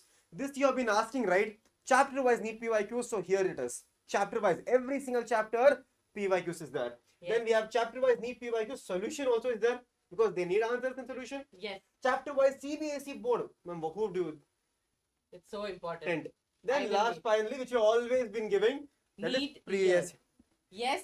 So you have a complete, like a travel box we tell, no? Like that, your Everything. NEET box. NEET box. Everything you need for NEET. And are we charging something? No. We are only asking you one click, go and download. Download it. That's Okay. all. Yes, And if that's you all. have, if you're liking the content for whatever we teach here and the gift, if you like the gift, all the new students who are watching the video, please do not forget to subscribe to the channel because that would mean a lot to us. Yes. Okay? Okay, students, and it's completely free. Look here, enroll now and get it for free. Go to the description box of this video. At the end, we will try to show, or go to the live and look at Shreyas sir. He had done a video yesterday. Yes. Big surprise. Under that also, it is present. The Okay. reason we are telling you this is right because there are so many students out there who are not getting any of this, and they're still, determined. So we are giving you all of this, right? All this just for free. Yes. See, students, if you look at the video, our video which is running right now, just if you move, you'll see NEET 2024 Best Surprise Gift. Click on Exactly. that. Put your phone number. You'll get an OTP. After that, you will directly be enrolled. Exactly. Do it right away as soon as the video get over. No, before that. Yeah, take a minute and do that also. No problem. Okay. So can we go to the next question? All of you, can we go to the next question? Can we continue? Yes, ma'am. Yes. The dash is the main lymphoid organ where all the blood cells, including lymphocytes, are produced. Who are they? Now, talking this is about? a very, very important question because we have, this is a location where we have should I tell that also? We wrote, ma'am. Okay, ma'am only wrote. So, where we have the B cells as well as the T cells are produced. But remember, students, the B cells only mature here. That is, but the T cells do not mature here. T cells mature in the Thymus. That is why it's called T cells. T cells. Yes, correct. Exactly. Bone marrow. Here. Why are we singing so much? Very weird. I don't know. The spleen is a large bean-shaped organ. It mainly contains dash and dash. And remember, students, the spleen is also called as the graveyard of the RBC. After 120 days, where does it go? My words are taken out by ma'am. I made the point and like taking my point. I know the point. I was telling the point. Haha. Students, one thing we just understood now. Secondary lymphocytes. What is there? Lymphocytes are there. Lymphocytes are there. Apart from Phagocytes. lymphocytes, Yes, your WBC. phagocytes. WBC wrote. Yes, very good. Lymphocytes and phagocytes. Antigens trapped in the lymph nodes are responsible for the activation of dash present there and cause the immune response. Students, just by a spoiler here, I'll tell you this answer you have already told before. Yes. Right? Yes, they do. Yes, circulation chapter. I thought Lymphocytes that and phagocytes. Crazy. Yes. Crazy. Yes. Please. Lymphocytes. Next question, ma'am. About 50% of the lymphoid tissue in the human body is associated with the lining of the major tract known as. It could be your respiratory tract, urogenital tract, or digestive tract. Right? Yes. Oh, DD is so fast, yeah? To malt. Yes, Yes. Mona, it's salt. Sorry, malt. Salt, I'm telling. Malt. Why are you laughing so? Like, oh, malt. Yes, Mona, you told the answer. Salt. Salt. I love the confidence. So, the tongue twister, ma'am. The brain. I have the rights to laugh. Yeah, Why yeah, will I yeah. not laugh? Yeah, tomorrow. Salt. Students, all put salt in the chat box, please. Because that's very important. Mucosa associated lymphoid tissue. Salt. Okay? Yes. Okay, next. If everyone types, we'll forget it. We'll forget it. Oh. Nothing out. I'll trim that part from the video. The That word. part will be trimmed, and you never saw that. It was not meant to be seen. Okay. Please put it in the comments. Tomorrow, and salt. Okay? The word AIDS stands for. uh, Exactly, sir. The students will never forget this. oh God. Yes, exactly. Tomorrow has a separate fan base. He's not even trying to correct it, it's making me more sad. Okay? I think I will also acquire that from him. Yes, acquired Just like immunodeficiency it's acquired disease. here. Yes, correct. Acquired immunodeficiency syndrome. So, yes, I think we can speed up. Yes, ma'am. HIV, a member of group of viruses called as DASH, has enclosing the RNA genome. Yes, come on. Tell me the group of virus these people belong to. Who is their family members? Family name. Name.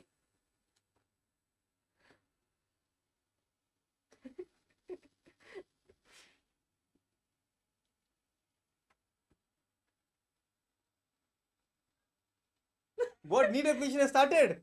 What NEET application has started? Tell me first. We'll tell Shreyas sir. Is the NEET application started? Tell us. Don't leave and go. Okay, wait. Yeah, I know. Everyone is like, oh, they'll leave and go then. It is your retroviruses. Now here, tell me in the chat. Should I ask them? Yes, the registration starts today.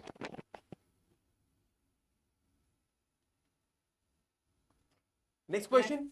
Thank you. The enzyme DASH converts the viral RNA into the DNA, which is the enzyme. This we discussed yesterday also. Okay. What is happening? Are all of you excited? Tell me in the chat. All of you excited? This is where the students get serious. Yes, yes. This is totally. where the students get serious. When All this while it was like application is not out, but Yeah. as soon as you fill that application, you write down your date of birth, you write down all the information. You'll be like, okay, now Yes. we have to Excited. that fire will come from inside now. Yeah, because the 1 month will give for application date. Okay, then after that they will go into the processes, what and all documents to carry, everything. Everything. So everything is going to be like Now- 1 month, 1 month. Now 1 month everything away. will go so fast. You see, now onwards everything will go so fast.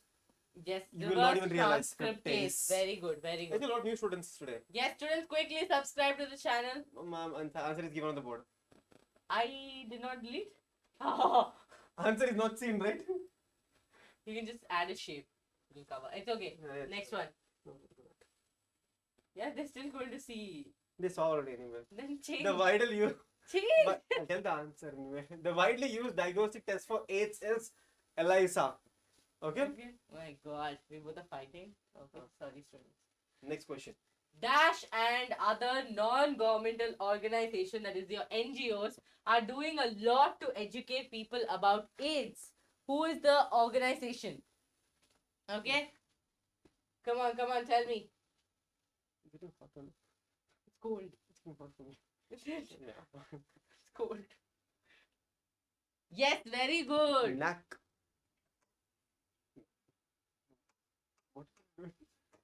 I wanted to write, but you show the answer. Okay? National AIDS Control Organization. Okay? Next question, ma'am. HIV targets the immune system and specifically the DASH cells, which are crucial in the body's defense mechanism. So what, have you played Clash of Clans game? If you play Clash of Clans game, there is one tower is to be there, ma'am. First thing, what you do is take down the defense first. Take down the defense completely, then entry will be easier. Yeah. What are you doing? Okay, this one, what is this? This one, receptor, which will be facing outside.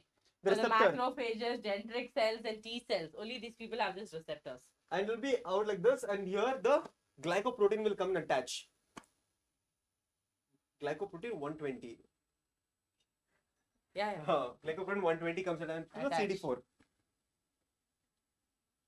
What will the answer? Did you say? Yeah. Oh no, they're telling only T. CD students. CD, CD4 receptors. Yeah, ma'am, we didn't see, ma'am. Right, ma'am, please. CD4 receptor, which is present on the macrophage, which will be taken up by the glycoprotein of the cell.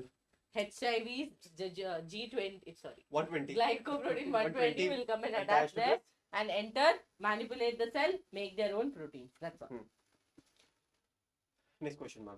Dash is the factory question. of Easy question. HIV production. Easy question. Please don't change. I will not. That I will not tell the is- answer also. So proud of you. How can Yes, you I do will such not- a big service?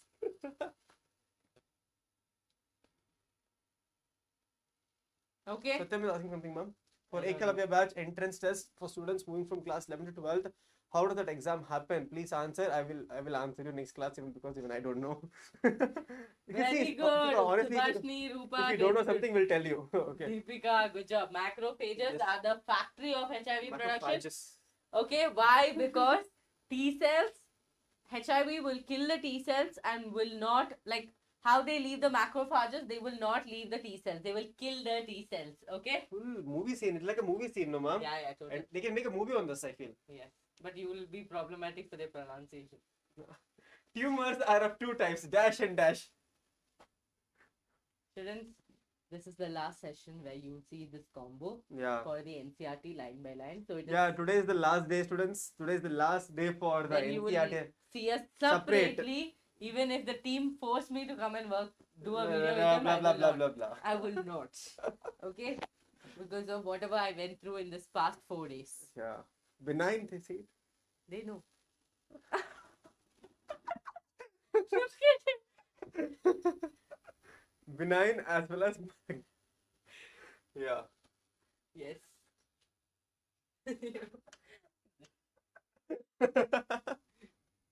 Okay. Yes. Students, from after that we will be doing Super 6 from next week onwards. Super 6 starting again. And I'll be teaching cell cycle and cell division. Ma'am will be teaching locomotion and movement. Then we'll also do a little bit of 12th for the board students. We'll do fast track revisions where we will complete the entire chapter. The only time we'll probably come together is going to be that mentorship. That's all. Yes. Mentorship is the only place you'll find us together. Otherwise, separate. So students, finally I'm getting back all the peace that I have been craving for so many days. Continue. I'll just come back. Okay. No, we are not going anywhere. We'll be here only. We'll just not have the combo. Yeah. Okay, we'll not just have the combo. Yes. They're asking, ma'am, are you reciting and going? Yeah, Super 6s will be happening. Just this combo will not happen. Yeah, we'll do Super 6 separately. Yeah, I can't, students. I need break. Okay, you don't know. The malignant tumor. The real reason you don't know. the, I mal- will get the piece finally. the malignant tumor, on the other hand, are a mass of proliferating cells called dash or tumor cells. Okay? What is the other name for the? They told already. Yes. Wow. Laya. Nice name, no? Laya. Neoplastic. Correct. Very good. Is the Super 6 enough? Definitely. Yes, Super 6 is more than enough because we teach in detail every single chapter. And if you have done Super 6 with ma'am, that is Human health and human and disease. disease, you'll be able to solve all of these questions easily. Exactly. Right? Nothing is missed. Additional information also is given. Yeah. Neoplastic. Very good. Now, certain cancer-causing virus called dash virus have the genes called viral Oncogenes. genes. Okay, I think answer is kind of there. Give the question only. Yeah.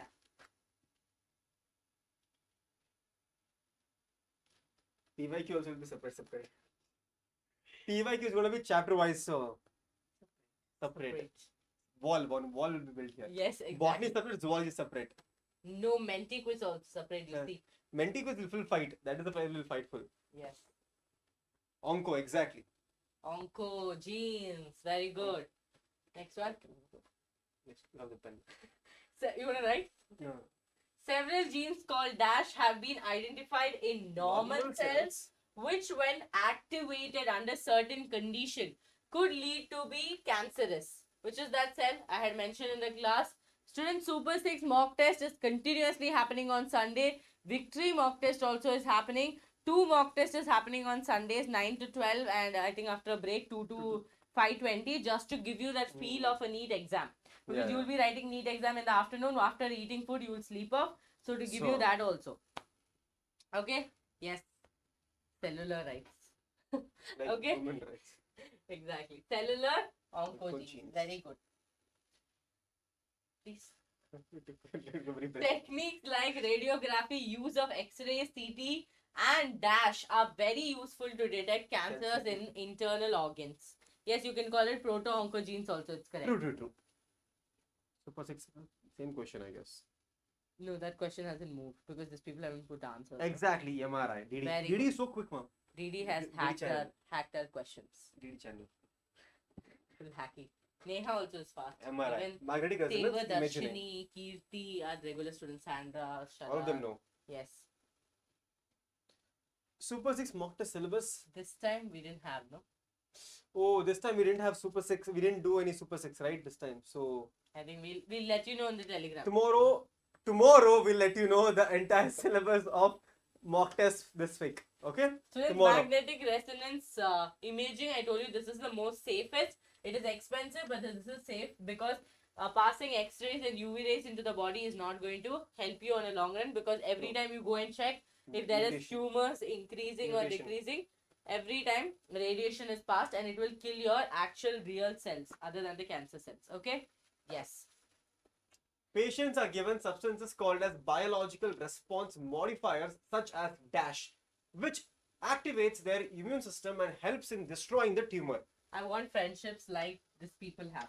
Cytokinin barriers. Yeah. You know? If only one person is, they'll be like, they'll help out others. Like you, I'll take the blame here. I will take the blame. You escape today. A cell gets a virus infection. It's not even changing. What PPT is yours? You're using the old pen. It's okay. I want to write it bigger. Okay, virus. A will be like, don't worry, and pass something. Yes, they told the answer, ma'am. Information. They'll be like, they'll sacrifice themselves, but then they'll help their friends. Other people. Yes. Oh. Yes. Alpha interferons. Very good. The drugs which are commonly abused and opioid, cannabinoids, Yes, and dash alkaloids. I haven't done this. I'm very sorry. I will do it someday. Okay. When? I don't know. But it's an easy topic. It's not Ah, like easy difficult. topic.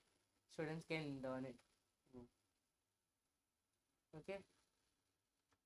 Kandu padiki ma'am. What does the meaning of that? She's telling you to learn from me. Some random thing. Because I don't know. No, that's what she's telling. Kandu padiki. Opioids are the drugs which bind to the specific opioid receptors present in the central nervous system and dash track.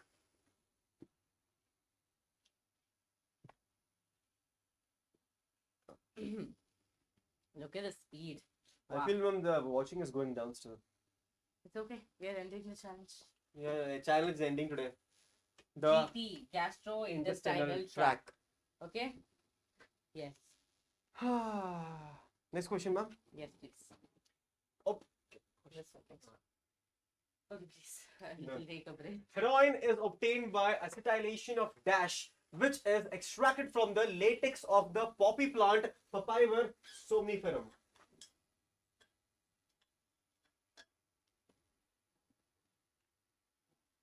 Morphine, exactly, DD. It is the morphine.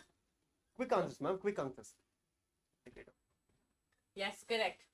Cannabinoids Cannabinoids are a group of chemicals which interact with cannabinoid receptor present principally in the dash.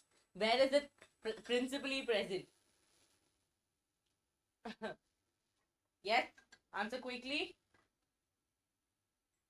Brain, very good. Raising on fire today. Yes, fully. Cocaine, commonly called coke or crack, is usually snorted. It has a potent stimulating action on the central nervous system, producing a sense of Remember, hallucination. it works on the central nervous system. That is why even the students, the people who do the coke or crack or anything, their entire response to reflex action, everything goes down. Not reflex action, nothing. Yes. They become like this. They think that is the reality. That's because they think half of my problems have vanished because I've taken The this. sense, The complete sense of understanding. reality is gone. Yes. The false sense of confidence starts to build up. Euphoria, very good. Hmm. Next one. Other well-known plants with hallucinogenic properties are Atropa, belladonna, and dash. Beautiful flower, ma'am. This has a very beautiful flower.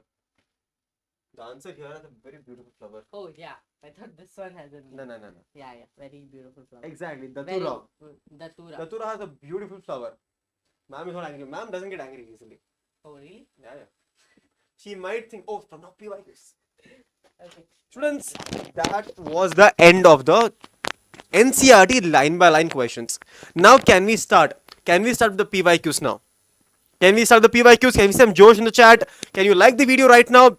We are going to start the previous year questions from the chapter. Since we know application is open, we just saw the news. Thank you for informing. Everything will be posted on this channel. Okay, application will not go anywhere. 1 month time is there. Okay. Yes. Okay, let's see what's the answer. Malignant tertian malaria is caused by Plasmodium falciparum, which is the most malignant one. Very dangerous. It can give that migraines and mostly very dangerous. Very dangerous migraines, right? Shivers, everything. And this is mostly seen in the case of northeast area, no? Yeah. Yes, next one. The pathogen responsible for causing elephantiasis are transmitted to a healthy person. True. How? Now we need to see more energy, ma'am, in the chat now. We are feeling they are going down.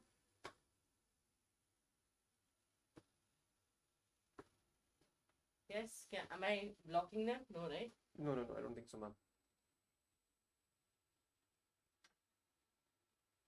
Quickly in the chat.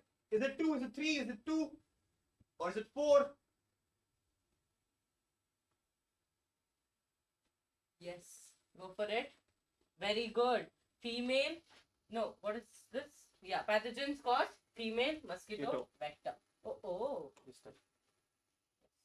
Fine. Next question, ma'am. Interferons are secreted by dash. Easy question. We already discussed this. Yes. All of you can answer. Like, yes, Culex mosquito. Yeah. Culex. That is not given in NCERT, I believe, right? No, it is given. It is given. I don't know. I mentioned. I don't think it's mentioned Culex. I think Culex is mentioned in the photo or something, but I mentioned in the class. Culex. Interferons are the sacrificing ones. Yes, this is the answer. Very good. 3. 3 is the answer. The type of immunity responsible for graft rejection by the recipient body is. Okay? Which among this is the type of immunity? Okay, which is the type of immunity? Come on. Are they answering for this or the previous one? This one, right? No. Yes, 3. Yeah. Cell-mediated immunity. Are T cells. Okay? Next question, ma'am. The cells of the malignant tumor exhibits contact inhibition. Okay, metastasis, contact inhibition, high differentiation, slow proliferation. Yes, 3. Got the answer. Next one. I feel today everyone is more energetic, ma'am. Yesterday evolution make them depressed little. Yeah. Today they're like full. I know the chapter. Yes, very good. Because, ma'am, you know the difference why you were not able to answer yesterday? Because you have not thought the chapter yet. And this chapter, ma'am has taught you. That's the reason you're able to answer easily. Yes, Clear, no? Totally. So, metastasis, that means they go through the blood vessels and make tumors wherever they go and settle. Okay? I give the example of hair. Wherever it goes, it makes blockage. Yeah. Which of the following drugs acts by interfering with the transport of a neurotransmitter called dopamine? Okay, can you see? They won't be able to see. It will. Yes, what's the answer? I think the chat just stopped, yeah? Yes. Yes. No, yeah, exactly. No? Yes. Cocaine. If not, consider the new students. What is there to consider? What consideration ma'am is not doing? What consideration are you talking about? Infection with hemophilus influenza, especially in children, can cause. Easy question, ma'am. Yes. Ma'am has taught the chapter already. Oh, I think they're talking about those who did not attend the class. Oh. Students, but we are happy that you're answering. Like, even if you have not attended, but you know some concepts and you're answering, it's That's a very good thing. Please do watch the video Yeah. because there are a lot of information, maybe, just textbook might not make sense. Especially Okay. when the cell-mediated, immunity can get confusing in the textbook. Yes. So watch ma'am's videos and you'll be able to answer. Yes, Yes, very good. 3. Right? Pneumonia. pneumonia. Next question. Can we solve some other question now, ma'am? Okay, let's go. Can we solve some difficult questions now? Let to make them depressed little. No. Okay. Gautam is here. Gautam is a regular student. Yeah, Yeah. I don't see him in my class. He's finished biology actually. Full Oh, entire okay. thing is finished. He's just revising one more time. Yes, students, brightness is because of the studio lighting. We did not get the studio that we wanted. Yeah. So that's why little, okay? Okay, something. Physiological barriers includes acids of stomach, skin, saliva, mucous membrane, tears. How many of the following examples are physiological barriers? Yes, come on, answer this. How many of them in the following is the physiological barriers? Okay? Is it Right. too bright? Yeah? No, now this will be proper. The previous one would have been brighter, but Brighter, now yeah. it's proper, I guess. Yes, the answer is C or 3 in this case here. Very good. 3 It is is the acid of answer. stomach, saliva, and your tears. Yes. All 3 are physical sorry. Physiological. Physical barriers. Next question, ma'am. The antibody which can cross the placenta Placenta barriers. Next Okay. question, ma'am. Yes. Which is the one that can cross the placenta barriers? I told you in body circulation, body fluids, I told you that antibodies can pass. Hmm. Okay? Ma'am, Sharad is like difficult questions today. Yesterday I was crying. He's like, I'll not answer anything in the chat. I'll keep quiet. Ah. Is it B? Why is everyone saying B? Come on, come on. IG? Students, the question is not what is there in the colostrum. What can pass through the placenta from the mother to the baby? Shubhashini. Yes, Subhashini, correct. Correct. Students, I think they got confused with colostrum. Yeah. IgG. Now who was saying the easy questions? Where are they?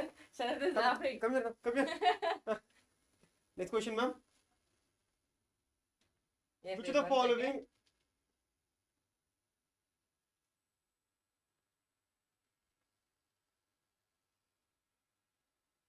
Next question, ma'am. Which of the following is the secondary lymphoid organ? Secondary lymphoid organ that is also considered as vestigial organ in human beings.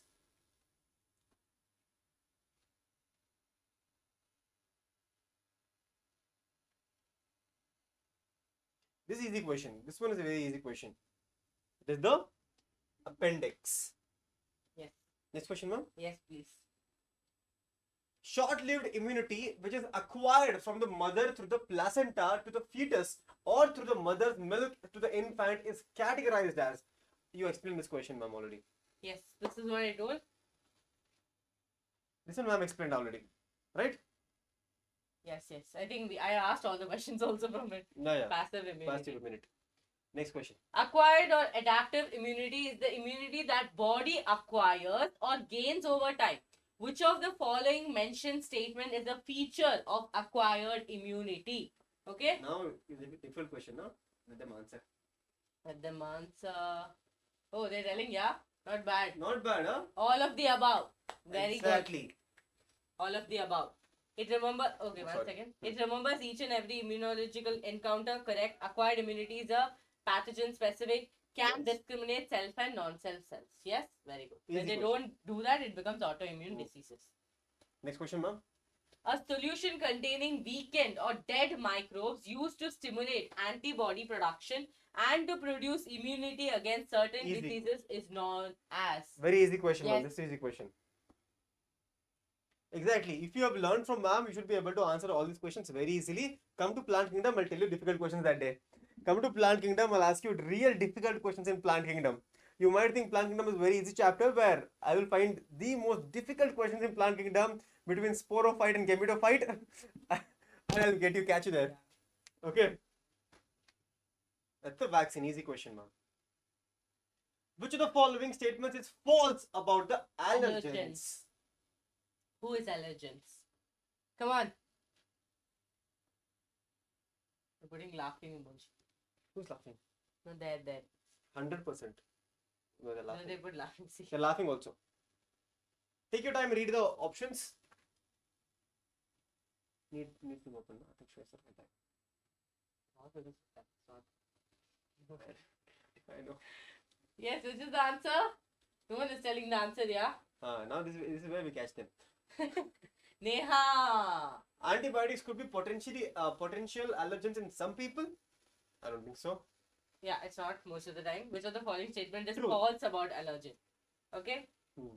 Now, see, antibiotics can be allergen. There are a lot of people who are allergic to So dolo they or asked you before which is the antibiotic. Yes. So- Antibiotics are very effective against all kind of allergic reaction. No. No. Allergens are usually protein or glycoprotein in nature. Yes. True. Allergens can be fatal in some cases. Yes, there are a lot of people who have died with walnut allergy, peanut allergy. Everything. Even Yes, the yes. kiwi also. Ross. Yeah. Okay. Easy question, ma'am. Next question. How many of the following diseases are caused due to bacterial Bacterial infection? infection. Very important. How many of the diseases? I told them that this kind of questions can come. Right? Yeah. They can just They can add ask you everything. viral, they can give you the entire bulk, and they can ask you the number. Yes. Okay. Before This is for the previous one, I This is the guess. best thing. See, B for botany, B for baswa. I'm matching So everywhere. nice. Made for each other. Actually, do you know the one subject which I actually love equal to botany? Zoology. No, not in a million years. I like botany equal to zoology. No, there's one subject which I love equal to biology and botany, and that now it's like the best. Okay, for wait. me. Is it a branch of biology? Yeah, it's a branch of biology. Genetic engineering. No. Okay, give me a clue. Have we learnt it in MSc? Yes, first year. Embryology. No. Biochemistry. Biochemistry. Biochemistry is one of the most favorite along with botany. That's why yesterday I was in Disha ma'am's class and I was answering all the questions, especially the linkage, alpha linkage, beta linkage. Beautiful it is. Biochemistry is one of the most beautiful subjects. I've done well, but I've not continued the love. But yeah, glucose, fructose, all that. I love it. Okay, what's the answer? Sorry, we got deviated. Yeah. Yes. A for anther, correct. How many are there? 1 second. Typhoid is there. Okay, ringworm, cholera. Yes, this is there. Tuberculosis is there. Yes. What is incorrect about ringworm? Worm disease. What is incorrect about ringworm? Come on, tell me the answer.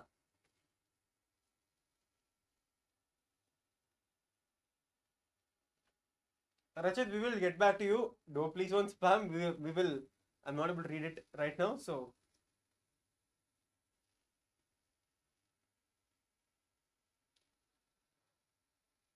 Do you know him? No. Yes, very good. Incorrect.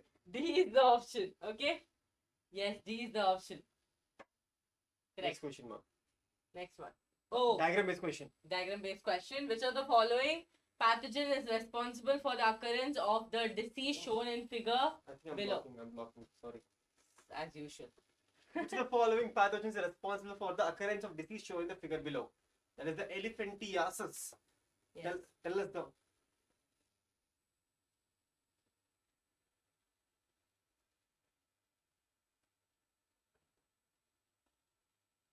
Easy question, ma'am. Yes, totally. How do you say it, ma'am? Bucheria bancrofti. Hey, yeah, Okay. candidiasis is fungal, okay? By Ah. mistake, I told that. Candidiasis is fungal. It's cholera. It's a fungal. I think I mispronounced it. Yeah. Next question, ma'am. The sporozoites of Plasmodium enter the human bloodstream through.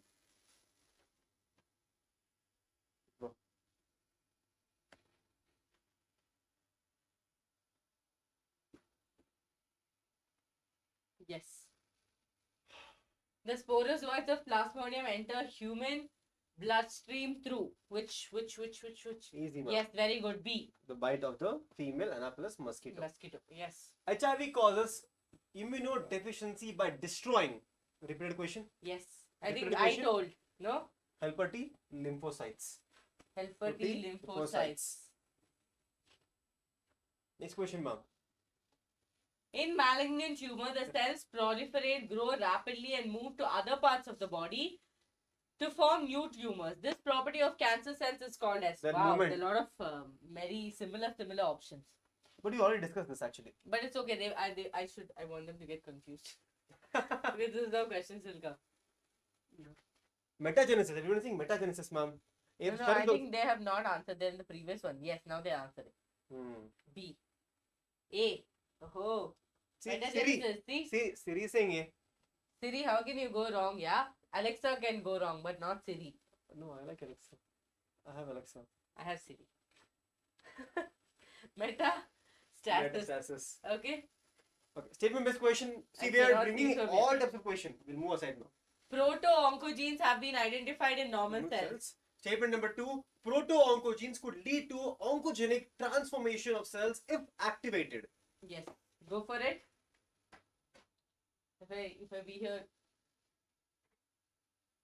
will there be need? No. I don't know. Take your time and answer this question. Yes, student. How many of the following statements are correct? Is it Neha is saying option number B? Both statement 1 and statement 2 are incorrect. Neha is saying option number B. Shubhashini is saying option number A. Priya is saying option A. All JK is saying option. No, Sharat is saying option number B. Sharat is saying option number B. So many are telling A. A is correct, but some of them. I told A is correct. So A is correct, but some of them are saying A, B option. Okay, let's see why B is correct. Both the statement 1 and 2 are incorrect. Proto-oncogenes have been identified in normal cells. True, yeah, true. Proto-oncogenes could lead to oncogenic transformation or can become cancerous on activation. I told you this very clearly. They are there in our body, but then they can become dangerous when they are activated. So both the statements are correct. 6 months. Up to 6 months they can be there inside and then. They can, okay? Yes. Next question, ma'am.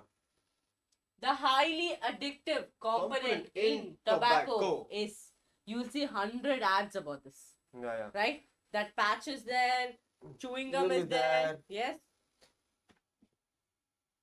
Sharad did not know the answer, hand slipped. He All mistake. All this is all excuses. Yes, it is the nicotine.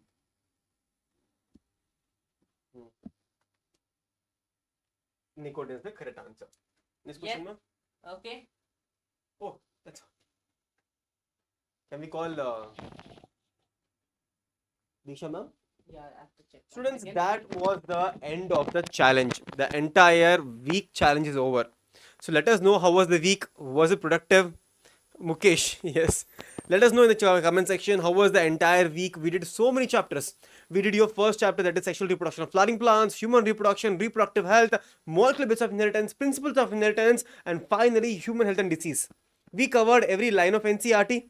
Yes, we covered every line of NCERT. We also did previous year questions like this. We also did so many types of MCQs, statement based questions, diagram based questions, and everything. So let us know in comment section how was the session, and this was the last session, and this is the last session. Right, this was the last session for the challenge. So let us know how the challenge was, and next time use the mic. I was using the mic. Mic was there, but mic was not there in my hand. That's all. So we can keep the light. They can take a break. So students, that was the end of. Ma'am, do you want to say any few words for our students? How was? Already gone. Sorry. No football today. No time. Actually, I reached home yesterday at 10:30, and then today morning I was here for the session. Yeah. So from next week, Super 6 will be back again. Proper Super 6 will be back again next week, and we will be doing cell cycle and cell division. I want to see same enthusiasm, same energy in my class when we do the cell cycle and cell division. After cell cycle and cell division, I'll be doing biotechnology, or let's see if any chapter which is more interesting or. Yes. So students, I wouldn't say doing this challenge was easy. Yeah. Because preparing this many questions, coming every day and standing and teaching, it is a lot of work, but we just came for you people, because one day when we asked you, do you want to do the session, you were like, yes ma'am, please don't stop it, at least for us, we will regularly attend, and all those who told we will regularly attend is there in the class. Yes. So I feel happy. Okay, and yes, I will also miss this combo. I will also miss this fight and everything, because now we are going to get into the serious classes. No more this fun will happen. So yes, students, molecular basis I have already done. I don't know how many times you people asked this. I'm really angry at this point because yes, the amount of comments on the this one, which chapter is the most difficult, molecular basis of inheritance, and those students who tell never watch it only. True. Students, why do you want the same chapter someone has like I have done it? Why do you want again sir to do it? Or something sir has done it? Why do you want me to do it? So that's Doesn't not make fair sense. on us also, right? Doesn't make sense. Yes, does not make sense, and we will not be doing it. We will not be doing it. Please go and watch the videos on our channel. Okay, we have Students, done. let us know also if you want a separate question series again, because question solving even I find it very fun.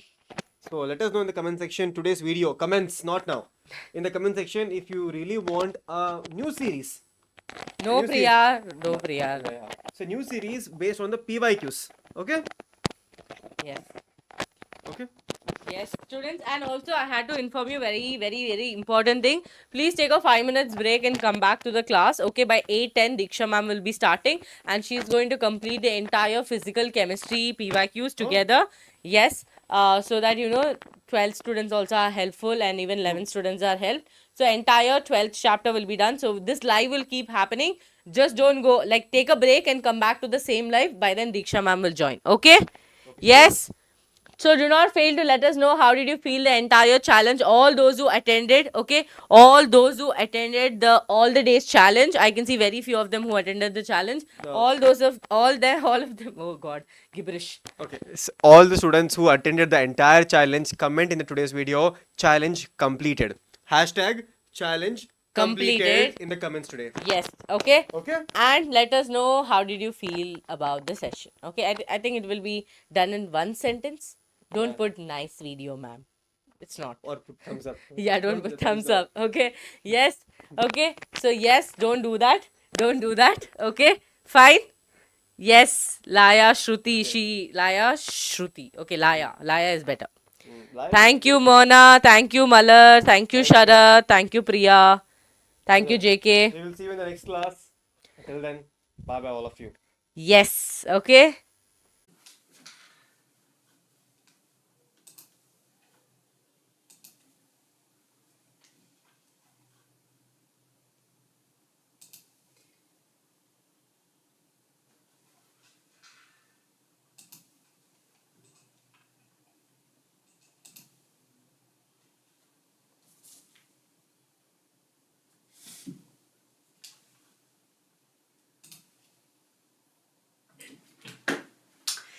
Hi everyone, welcome to Vedantu NEET English. I'm Diksha Kaushal, your chemistry master teacher.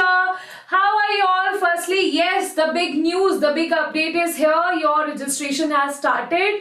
So yes, congratulations everyone. Okay, Gopika ma'am is saying take a break and join back at 8:10. No worries, Gopika ma'am, I am here. I'm here only, Abhi. I'll teach. Yes. We'll start the session because ma'am just got done with the class. No worries, I am here. I just had just 2 minute rest, but I am here with full energy. So are you also with full-fledged energy, everybody in the class? Everybody in the class, are you also with full energies or not? Because today we are going to do solutions, electrochemistry and chemical kinetics questions. So are you all ready, everybody? Are you all ready? Everybody in the chat box, everybody in the chat box. Are you all ready? Can I see you guys? So many. Why is less? Why so less people here? Why so many less students here? What is the reason? I'm not going to start this. Okay, I'm waiting for the students. Maybe some confusion happened. Ki ma'am is like taking break or something. Maybe. So let us chit chat for a bit. So yes, hi everybody. Very good evening to everyone. No Josh, why your Josh is so less? Even I was teaching for like 5, even I am teaching from 5 p.m. So don't worry, you don't need to lower down your energy. If my energy is high, then why your energy is so low? Everybody, yes, I want all of you to be energetic because today. So, don't worry. Wait, yes. Hi ma'am, yes ma'am. So I want green hearts, blue hearts in the chat section. Everybody, blue hearts in the chat session. Everybody, yes. Otherwise, I'm not going to start this session because the students are very less. Don't you want to score good marks in physical chemistry as well? Are you so scared of physical chemistry? And ma'am, we don't want to study physical chemistry. We love organic. Okay, we can also handle inorganic in one case, but physical, oh my god, ma'am, we can't handle this. Yes, yes, everybody. Okay. This is quite disappointing. I am very disappointed with the number of live students here. I am quite disappointed. Yes. Yes. What to do now? Should I say something or should I just stay quiet here?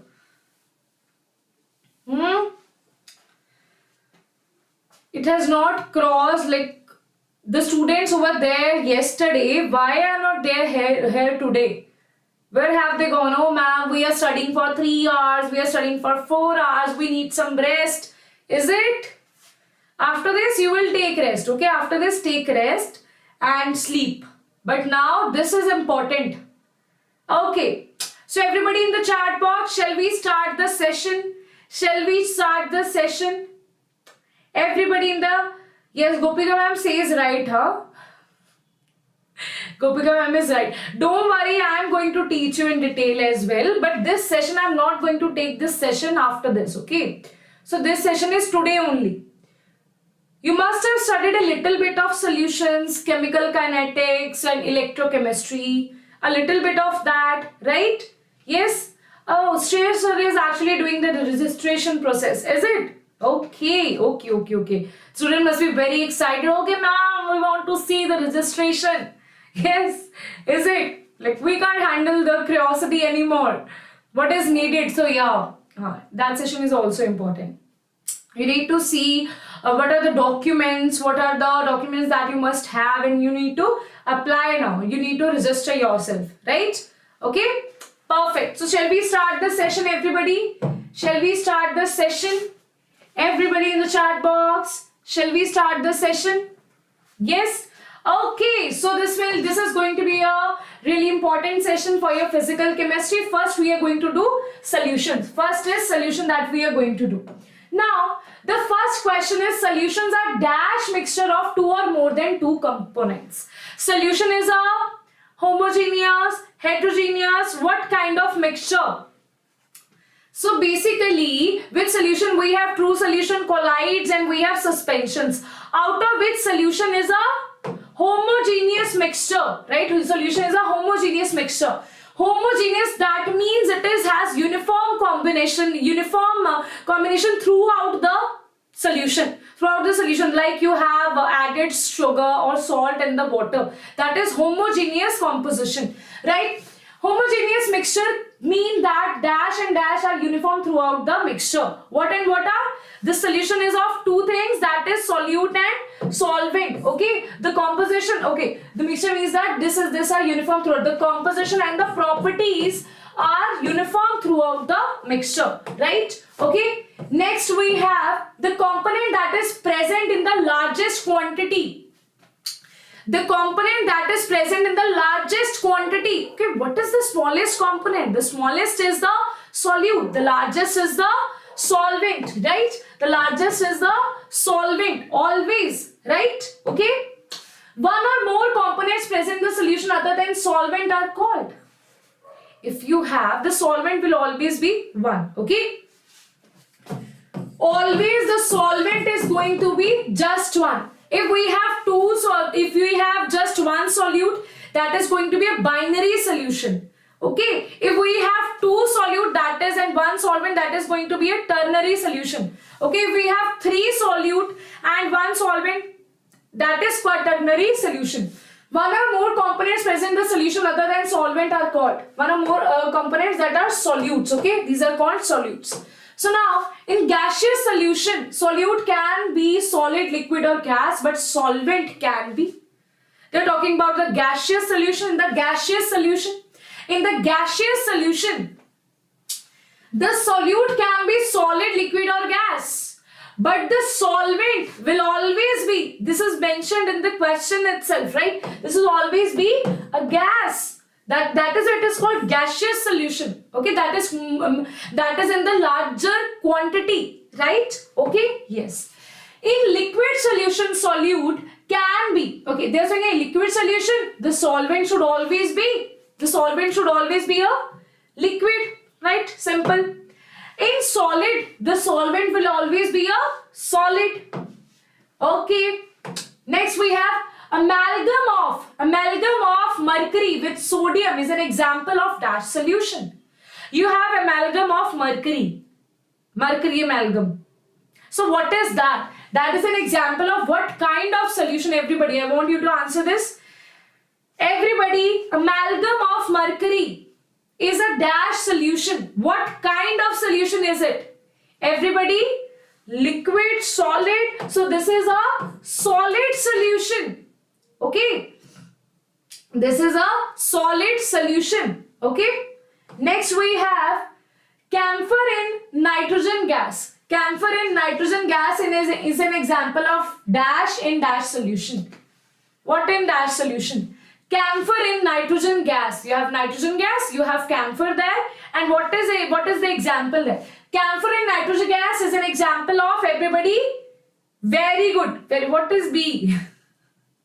What is B? That is an example of solid in gas solution. This is the gas, this is the solid, right? Dilute solution have relatively dash quantity of solute. Diluted solutions, you are adding water. Right? You are adding water. Yes, solid and gas, very good. You are adding water, dilute solution have relatively dash quantity of solute. What is that quantity of solute? Dilute solution have small quantity of solute. Right? You are adding water. Right? The concentration will decrease. Okay? Concentrated solution have relatively dash quantity of solute. In concentrated, we have more quantity of solute. Right? Okay? Large quantity. If a solution is described by 10% glucose. Okay, now this is important to decode this. Now this is important. Okay. If the solution is described by 10% glucose and water. 10% glucose and water, they are saying by mass. That means they are saying weight by weight. Okay. Weight of solute by weight of solution, that is. Okay. 10% means 10 gram in 100 gram of solution. That means dash of glucose is dissolved in dash of water, resulting in 100 gram of solution. Okay. So the weight of solute here is 10 gram. The weight of solution is 100 gram. And what is the weight of solvent? That will be 90 gram. So here we will write 90, here we will write 10. So how? What is the reason? Because in calculating percentage, solute is always above and solution is always down, and this is multiplied by 100. Right? When you are talking about weight by weight, they are talking about weight of solute by weight of solution. When you are talking about weight by volume, they are talking about weight of solute by volume of solution. Right? If you are talking about volume by volume, that is volume of solute by volume of solution. Right? And this is always taken in volume in milliliters and the weight in grams. Okay? This is the whole thing. Right? Okay? Now, next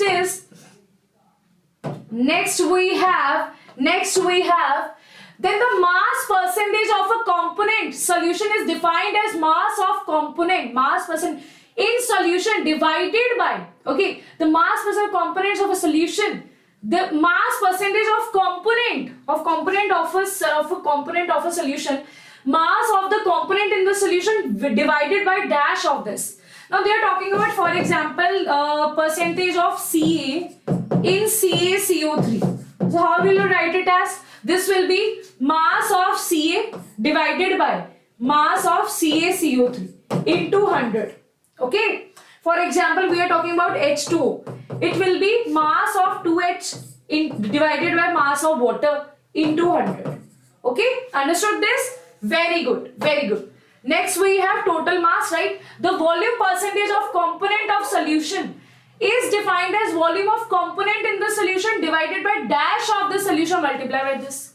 Total volume of this. Okay, this is in terms of volume. That was in terms of mass.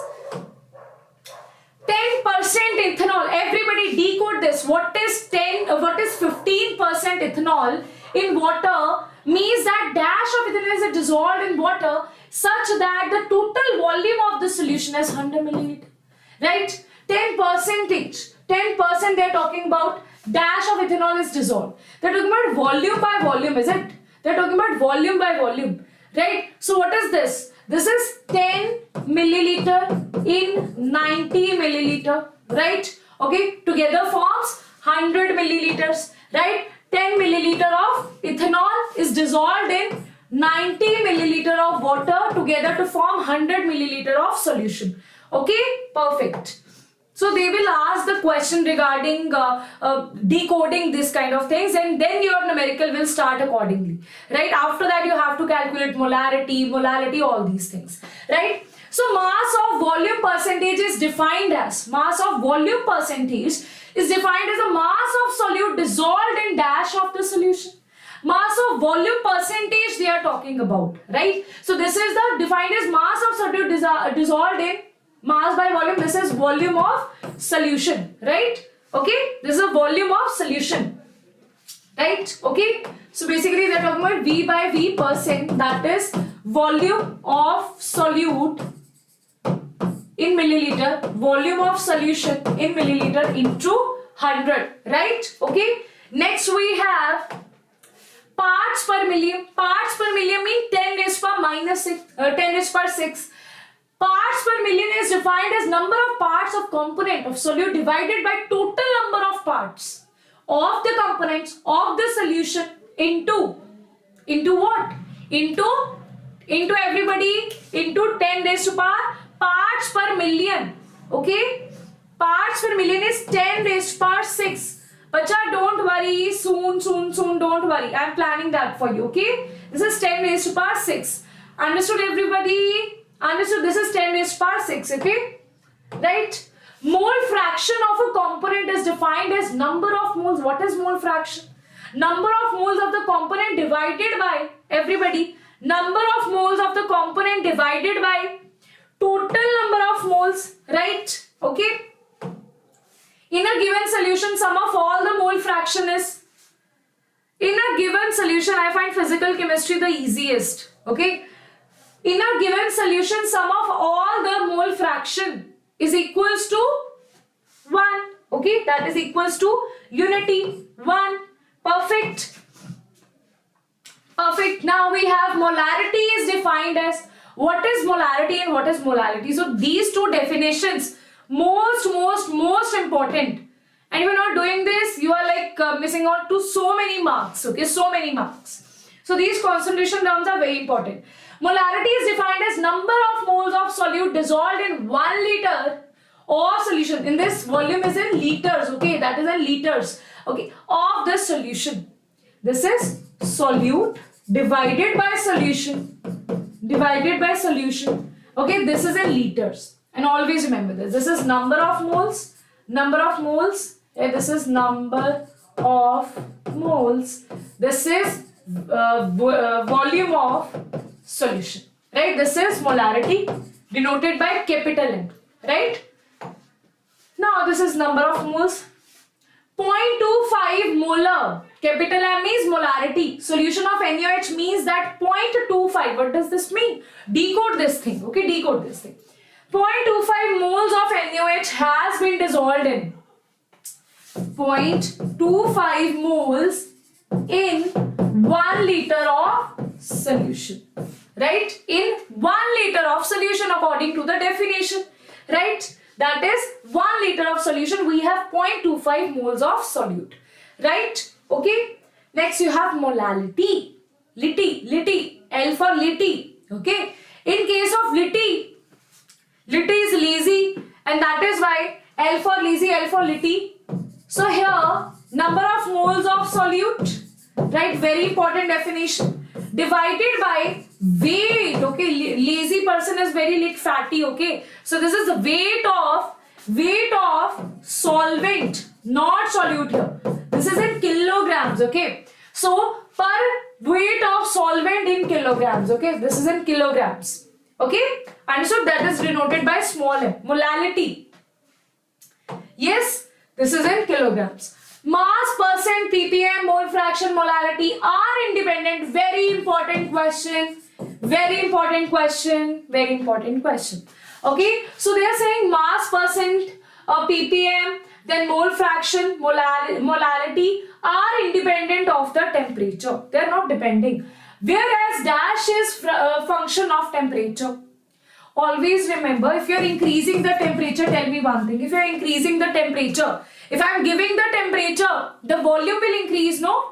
If I am giving the temperature, the molecule will separate out, right? The volume is going to increase after this, right? That means temperature affects volume. Okay, temperature affects volume. So all the concentration terms that has volume, they will be dependent on temperature, right? All the terms that has volume, they will be dependent on the temperature. Okay, understood? Yes, as the temperature increases, volume will increase, no? The particles will, the intermolecular forces will decrease, right? Okay, understood. Yes, volume increases, molarity, we cannot say exactly that volume increases then molarity decreases. We'll say for the same number of moles, if we are saying for the same number of moles, if the volume is increasing, then molarity is going to decrease. Okay, always mention this, for the same number of moles. Okay, understood? Yes. Next we have solubility of a substance in its dash that can be dissolved in a specific amount of solvent at a specific temperature. Solubility of a substance, they are saying we are going to dissolve something, is its dash that can be dissolved. What can be dissolved in a specific amount or at a specified temperature? What is dissolved? Solute is dissolved. Maximum amount of solute that can be dissolved in that solvent. Right? Okay? Yes. Solubility depends on the nature of solute and solvent as well as dash and dash. Okay? As well as what are the two factors on which solubility depends?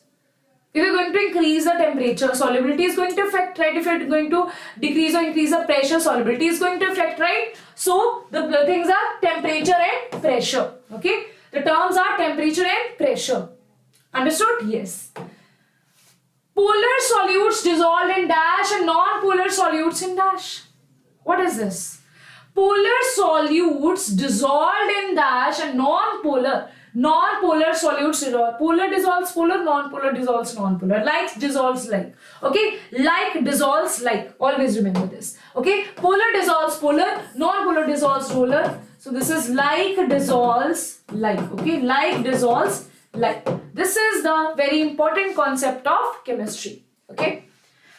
A solute dissolved in a solvent.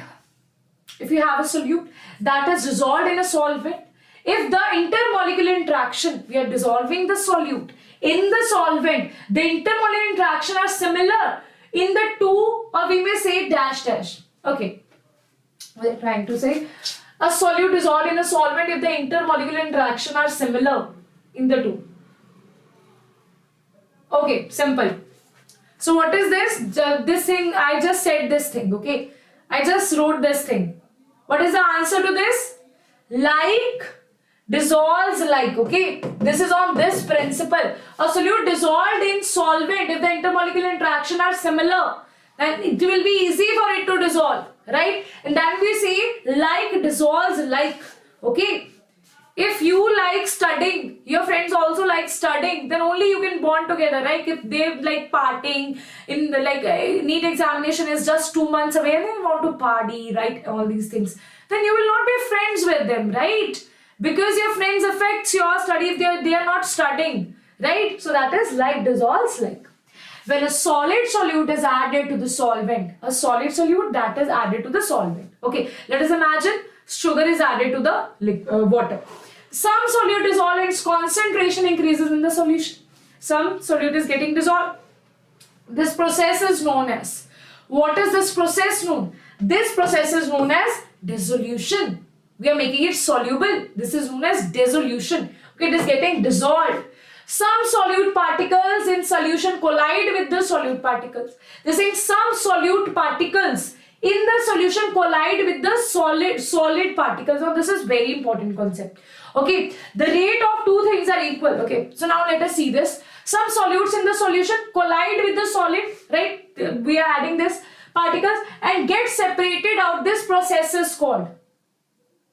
For example, you have a beaker, this is water, right? You're just dissolving few things, right? Okay.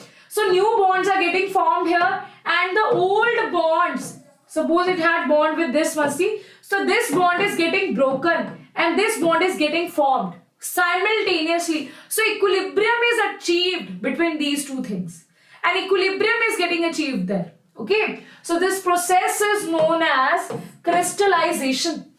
When from a soluble state it is getting into insoluble state. In this case we have, this case is crystallization. This case is crystallization. Wait. This is crystallization and this case, the green one that are actually getting dissolved here, this is called dissolution. This is called dissolution. So there will be a point where you will see there is no solute that is getting dissolved in the solution. That doesn't mean it is not getting dissolved.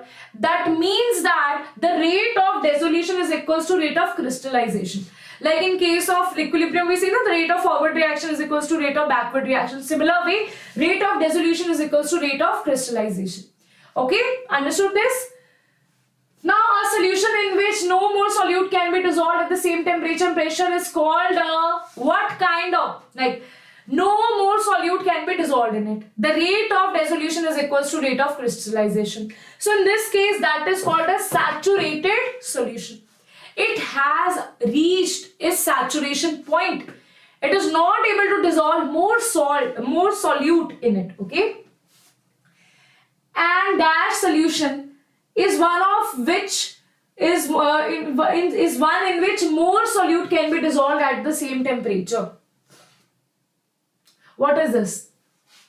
A dash solution is one in which more solute can be dissolved at the same temperature. We are not increasing or decreasing the temperature here. Okay, that is a unsaturated. Okay, it has not achieved the saturation point till now. We can add more. Sorry. Okay, what we do in home, we make chashni. I don't know what is that called in English. Like a syrup, sugar syrup, I would say. A very viscous sugar syrup, right? So what you do, you add water, then you add sugar, right? Firstly, it is getting dissolved very easily. Then you increase the temperature. By increasing the temperature, the kinetic energy is getting increased. So the rate of dissolution is increasing, right? They are getting dissolved. If the temperature increases, the rate of solubility will increase. The solubility rate will decrease or increase accordingly, right? Okay, yes. In general, if a nearly saturated solution, the dissolution process is endothermic. Now everybody in the chat box. In general, if a nearly saturated solution is the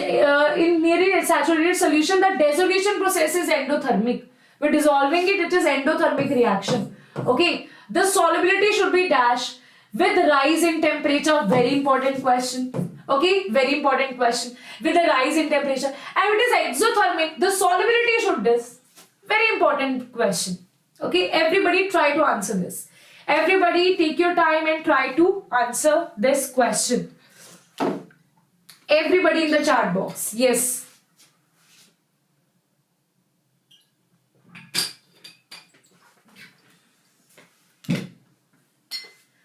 Okay, so in general, what does happen here?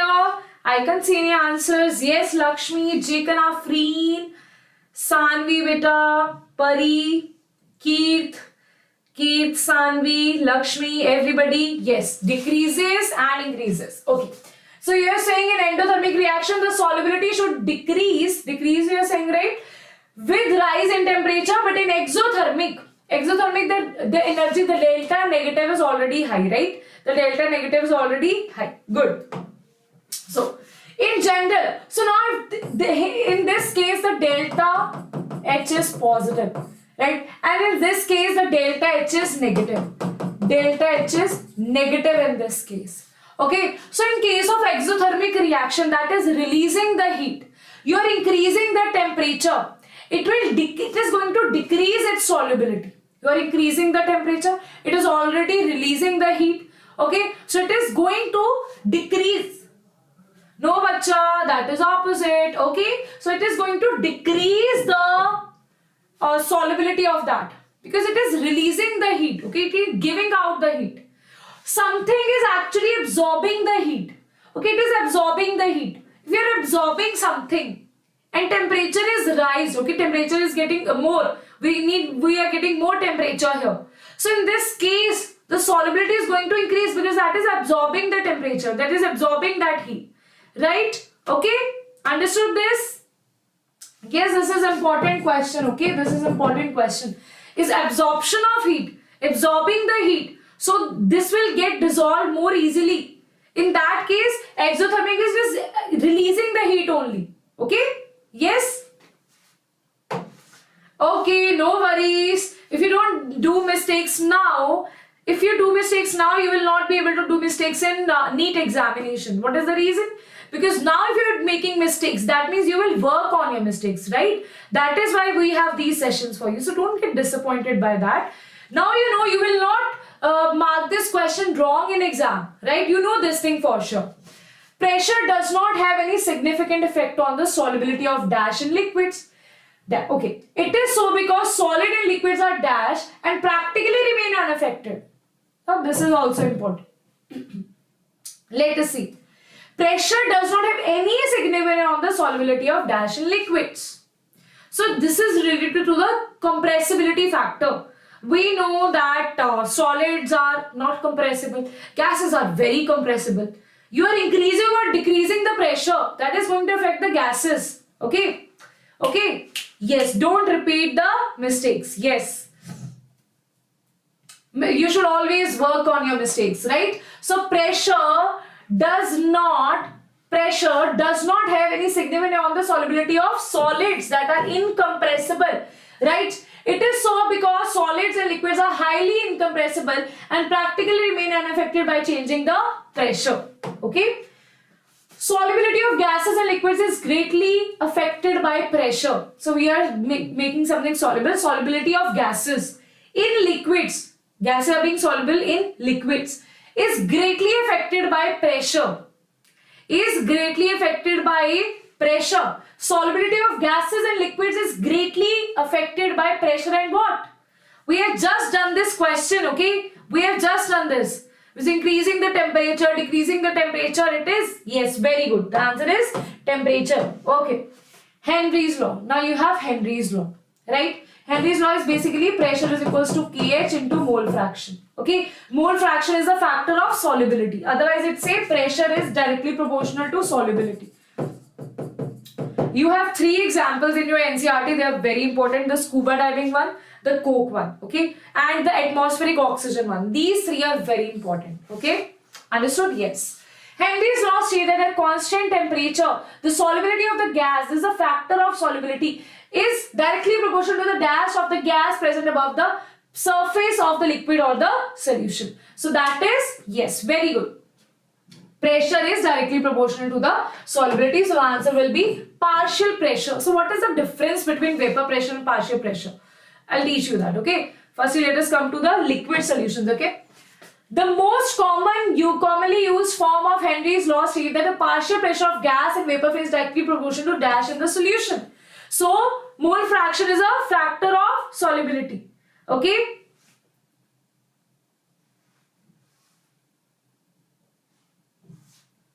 Everybody, yeah, that is true. I think as Indians, we are more concerned about Britishers than us.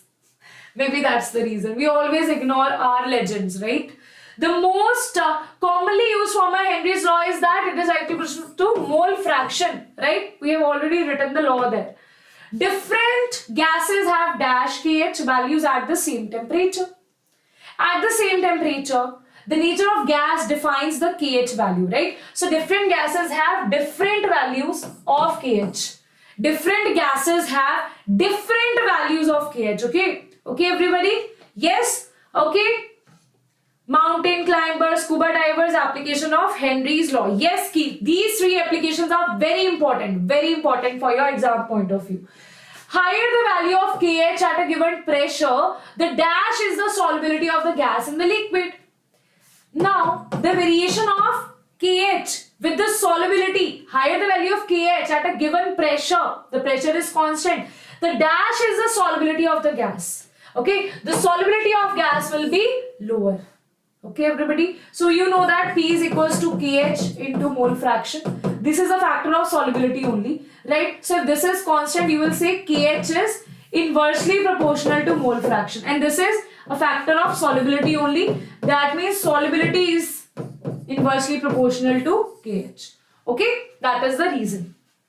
No, they are inversely proportional. Okay, they are inversely proportional. Because this is constant, and this is constant. That means, like you know, if PV is equals to constant, we say P is inversely proportional to V. In the same way, we have KH and mole fraction is equals to constant. That means KH is inversely proportional to mole fraction. So this means that mole fraction, as I told you, it is a factor where we calculate solubility only. Okay, it is a factor to tell us the solubility only, right? Okay, yes. Then we have aquatic species are more comfortable in cold waters rather than warm water because solubility. Because you know, aquatic species, they need oxygen. So if the solubility of oxygen is more, they are easily to, they will get that oxygen to inhale. Right? They're talking about aquatic plants are going to release oxygen. Aquatic animals are going to take the oxygen from them. If the oxygen is soluble in water, then only that will be possible, right? If the solubility is less, this is cold water, that will be difficult. So that is what they are saying. Aquatic species are more comfortable in cold weather than this because solubility of gases increase with the decrease of the temperature. Okay, so yeah, inversely also is true. Okay, inversely also is true. Right? Okay? Inversely also, wait. Comfortable with this warm water because, yes. Okay. So always remember this. One more factor that I want to tell you. If we are talking about gases, in gases, solubility increase with increase in temperature. Okay? But in case of liquids, if we are talking about liquids, solubility decrease with increase in temperature. Okay? In case of liquid, the relation is inversely. In case of gases, the relation is directly. Okay? Temperature increases, solubility will increase. Wait. No. Wait. The temperature increases, the volume will increase. Yes. Okay. Yes. In case of liquid, if the temperature increases, this will go and okay, solubility decreases. Yes. Okay. Right. Some calculation in my mind. So the KH values of the gas is different in different solvent. They're saying the KH values of the gas is different in different solvent. It increases with increase in what? So now the dependency of KH is also important for you. For how many factors it gets dependent on. So it increases with increase in the temperature. Before we were talking about same temperature. It depends on the nature of gas. It depends. If the temperature is different, it will change. Okay. The values of gas is different for this. Okay. So next we have solubility of gases dash with increase of pressure. So solubility of gases increases or decreases with increase of pressure. You are increasing the pressure. What you are doing to this? Yes. I do remember. Tell me. Solubility of gases dash with increase in temperature. We are increasing the pressure. We are applying the pressure. This is a piston. We are applying the pressure, right? Okay. We are applying the pressure. What we are doing? we are making the molecules more closer to each other. Solubility is increasing, right? Okay, solubility is increasing. So Raoult's law states that, now let's come to Raoult's law. Raoult's law states that for a solution of volatile, what is Raoult's law? Raoult's law is basically nothing but it is telling the ideal solutions here, right? Okay, now we have jumped to solutions. Raoult's law states that for a solution volatile liquids, the partial vapor pressure. Firstly, let us see what is partial and what is pure, right? Suppose you have, this is A, this is B, this is A, this is B. Now, the pressure here will be P naught A, that is vapor pressure. This will be P naught B. When we mix these two, that will be A plus P. Now, this is called partial pressure of A and partial pressure of B is equal to total partial pressure. Understood this? And now what Raoult's law is saying the partial vapor pressure, that means the vapor pressure of component A when it is in the solution form with some other component. In that case, it is directly proportional to dash present in the solution. That is directly proportional to everybody. That is directly, very good. That is directly proportional to the mole fraction. That means if I say partial pressure of A is directly proportional to mole fraction of A. Partial pressure of B is directly proportional to mole fraction of B. And then we can say partial pressure of A is equals to P naught A XA, and this is PB is equals to P naught B mole fraction of P. Okay, understood this? Yes. According to Dalton's law of partial pressure, the total pressure of, that means PT they are saying, of the solution in the container will be sum of dash of the components. That way with the sum of all the components that are present, that means PA plus PB. So here we have PA is equals to P naught A plus mole fraction of A, that is equals to P naught B plus mole fraction of B. So here we have total pressure. Right, this is the total pressure. You can also write this is according to Raoult's law. This is also true. The main Raoult's law is this. The main Raoult's law is this. Okay. After applying Dalton's law here, we get this equation. Right? Okay, everybody. Okay, everybody. Yes. Now you can also do other stuffs there, like you know that mole fraction of XA and XB equals to 1. So accordingly, you can put the values here. Right? Okay. Yes. If this and this are the mole fraction of the components 1 and 2 in the vapor phase. Now Y1 and Y2 are the mole fraction in vapor phase, okay? Always remember in the vapor phase. Then using Dalton's law of partial pressure. Now using Dalton's law of partial pressure, okay? What will that be equal to? Everybody, what will that be equal to? What will that be equal to? Everybody in the chat, what will that be equal to? That is, if I am saying I have taken A and B, so this is A and this is B. Okay, this is a mole fraction in vapor phase. Vapor phase means they are saying in this, okay, in this vapor phase. What is the mole fraction? This is the mole fraction in solution phase. XA is the mole fraction in solution phase, right? So this is a mole fraction in vapor phase. This is a mole fraction in vapor phase of B, and this is equal to partial pressure, total partial pressure. Right, that is PT that they are talking about, right? Okay. If we compare the equations of Raoult's law and Henry's law, okay. Now this is also important. Henry's law. What is Raoult's law? Raoult's law say that PA is equals to P naught A into XA, right? Okay. And what does Henry's law state? It says that PA is equals to XA and this is KH. That means in these two equations, KH can be equals to this. So this is what they are trying to say. So this is a special case, right? If we compare the two equations of Raoult's law, Henry's law, it can be seen that the partial pressure of volatile component or the gas is directly proportional to dash in the solution. Only the proportionality constant KH can differ from P naught. Okay, the difference is this is KH and this is P naught. This is the only difference, right? So we will say it will be equals to mole fraction. In both the case, that is equals to mole fraction. The only difference is proportionality sign here is KH, Henry's constant, and here we have vapor pressure in pure state. Okay, guys? Yes. So next we have the decrease in the vapor pressure of the solvent depends on dash of the, okay, the decrease in the vapor pressure they are saying. there is decrease in the vapor pressure. Okay, the initial the vapor pressure was more, and after mixing the vapor pressure decreases. Depends on the dash of the non-volatile solute present in the solution. You have a solution, you are adding a non-volatile solute. Now it is going to decrease the vapor pressure. That depends on the quantity of this. If we are adding non-volatile solute, we are using non-volatile solute, it is going to hinder the effect of volatile as well. Right? Initially you had a mixture, initially you had a solution, a component that is volatile. It is giving vapors. But now you are adding a non-volatile solute to it. Now this non-volatile does not want to form vapors. Right? So if it does not want to form vapors, in that case, it is going to decrease the vapor pressure. Right? Okay. So that is quantity of this. Right? Yes. Amount. Very good. The solution which obey Raoult's law over the entire range of concentration.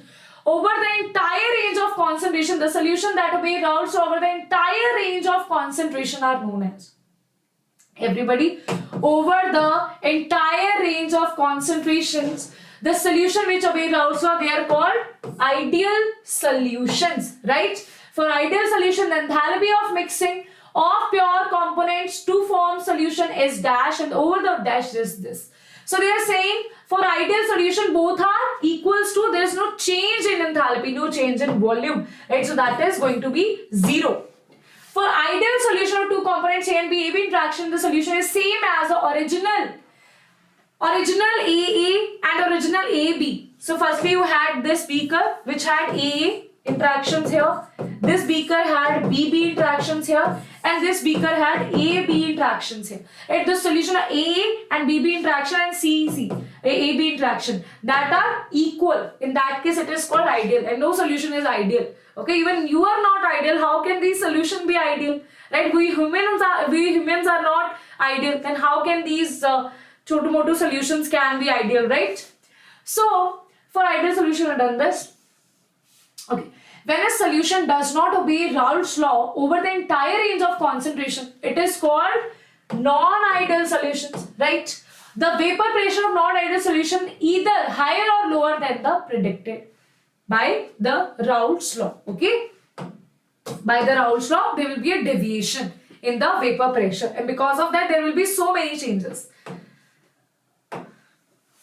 In case of positive deviation is going to happen. In this case, from the Raoult's law, AB interactions are dash and those of AA and BB interactions. Positive interactions, that means positive deviation. You're going to study more. When you feel, okay, you are sitting alone and you are studying. Now, this is A, he is sitting alone and studying. This is B, he is sitting alone and studying. Okay. Now, I just make them friends and I said, you guys sit together and study together. Okay, so now they are together. So now, if they don't have that much interactions, that is why they will have positive deviation. If the interactions are very strong, so for positive deviation, the interaction should be weak. Okay, the interaction should be weaker. In positive deviation, always remember this thing. If I make you study with some other student, okay, this is student number A, this is student number B. Now, if they do not have interactions between them, they are not talking to each other, they are just focusing on study. If the interactions is low, then there will be positive deviation, they will study more. If the interactions are very good, if A and B have very good interactions, good FOA, force of attraction, then that will be a negative deviation. If they have poor force of attraction, FOA, that will be positive deviation. Okay? Yes? Understood? Yes, perfect. In case of dash deviation, Raoult's law, intermoleculars between this and this are weaker than those of AB and this is to decrease in this, resulting in negative deviation. Wait. BB are weaker. Yes, that means AB interactions are stronger than AA and BB. Okay? AA and BB interactions. So we'll say that is negative deviations. Okay? This is negative deviation. A mixture of phenol and aniline is an example of dash deviation. So always remember this. If there is there is formation of hydrogen bonding between two different components, that will lead to negative deviation. So you have phenol and you have aniline. Will there be any hydrogen bond? Will there be any hydrogen bond? There will be hydrogen bond, okay? There will be hydrogen bond between this, because that is why FOA will increase. If force of interaction increases, the deviation is negative. The deviation is negative, okay? Because of hydrogen bonding between them, right? Okay? Yes. A mixture of ethanol and acetone is an example of dash deviation. A mixture of ethanol and acetone. In this case also, that will be a positive deviation. Why that will be a positive deviation, everybody? Because in case of ethanol, ethanol with itself will form hydrogen bond, right? But it will not be able to form hydrogen bond with acetone. So FOA decreases. FOA decreases, that means it is a positive deviation. Okay, itself it will form hydrogen bond, and with acetone it will not be able to form hydrogen bond. That is why force of attraction decreases, and that is why it will be a positive deviation. Understood? Yes. Dash is a binary mixture having same composition.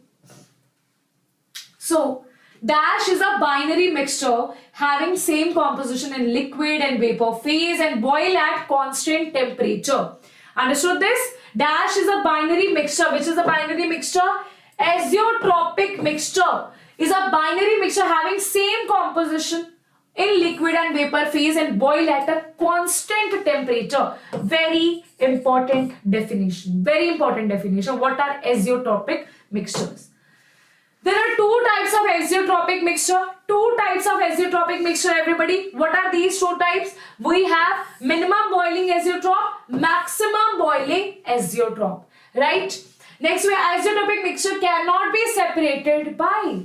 We cannot separate them with the help of any, cannot be separated by fractional distillation. Okay, they cannot be separated by fractional distillation. We did it in practical chemistry, in purification, right? We did it in purification. The solution which shows a large dash deviation from Raoult's law form minimum boiling azeotrope at a specific this. So what is this minimum boiling azeotrope? The solution which show a large, deviation? They show a large positive deviation from Raoult's law. They will directly ask you the definitions of this, directly definitions. Positive deviation from the Raoult's law, that are a minimum azeotrope, minimum boiling point azeotropes, okay. Show large dash deviation, that are maximum, that is large negative deviation, okay, that are called maximum boiling azeotropes. Maximum boiling azeotropes show negative deviation, right?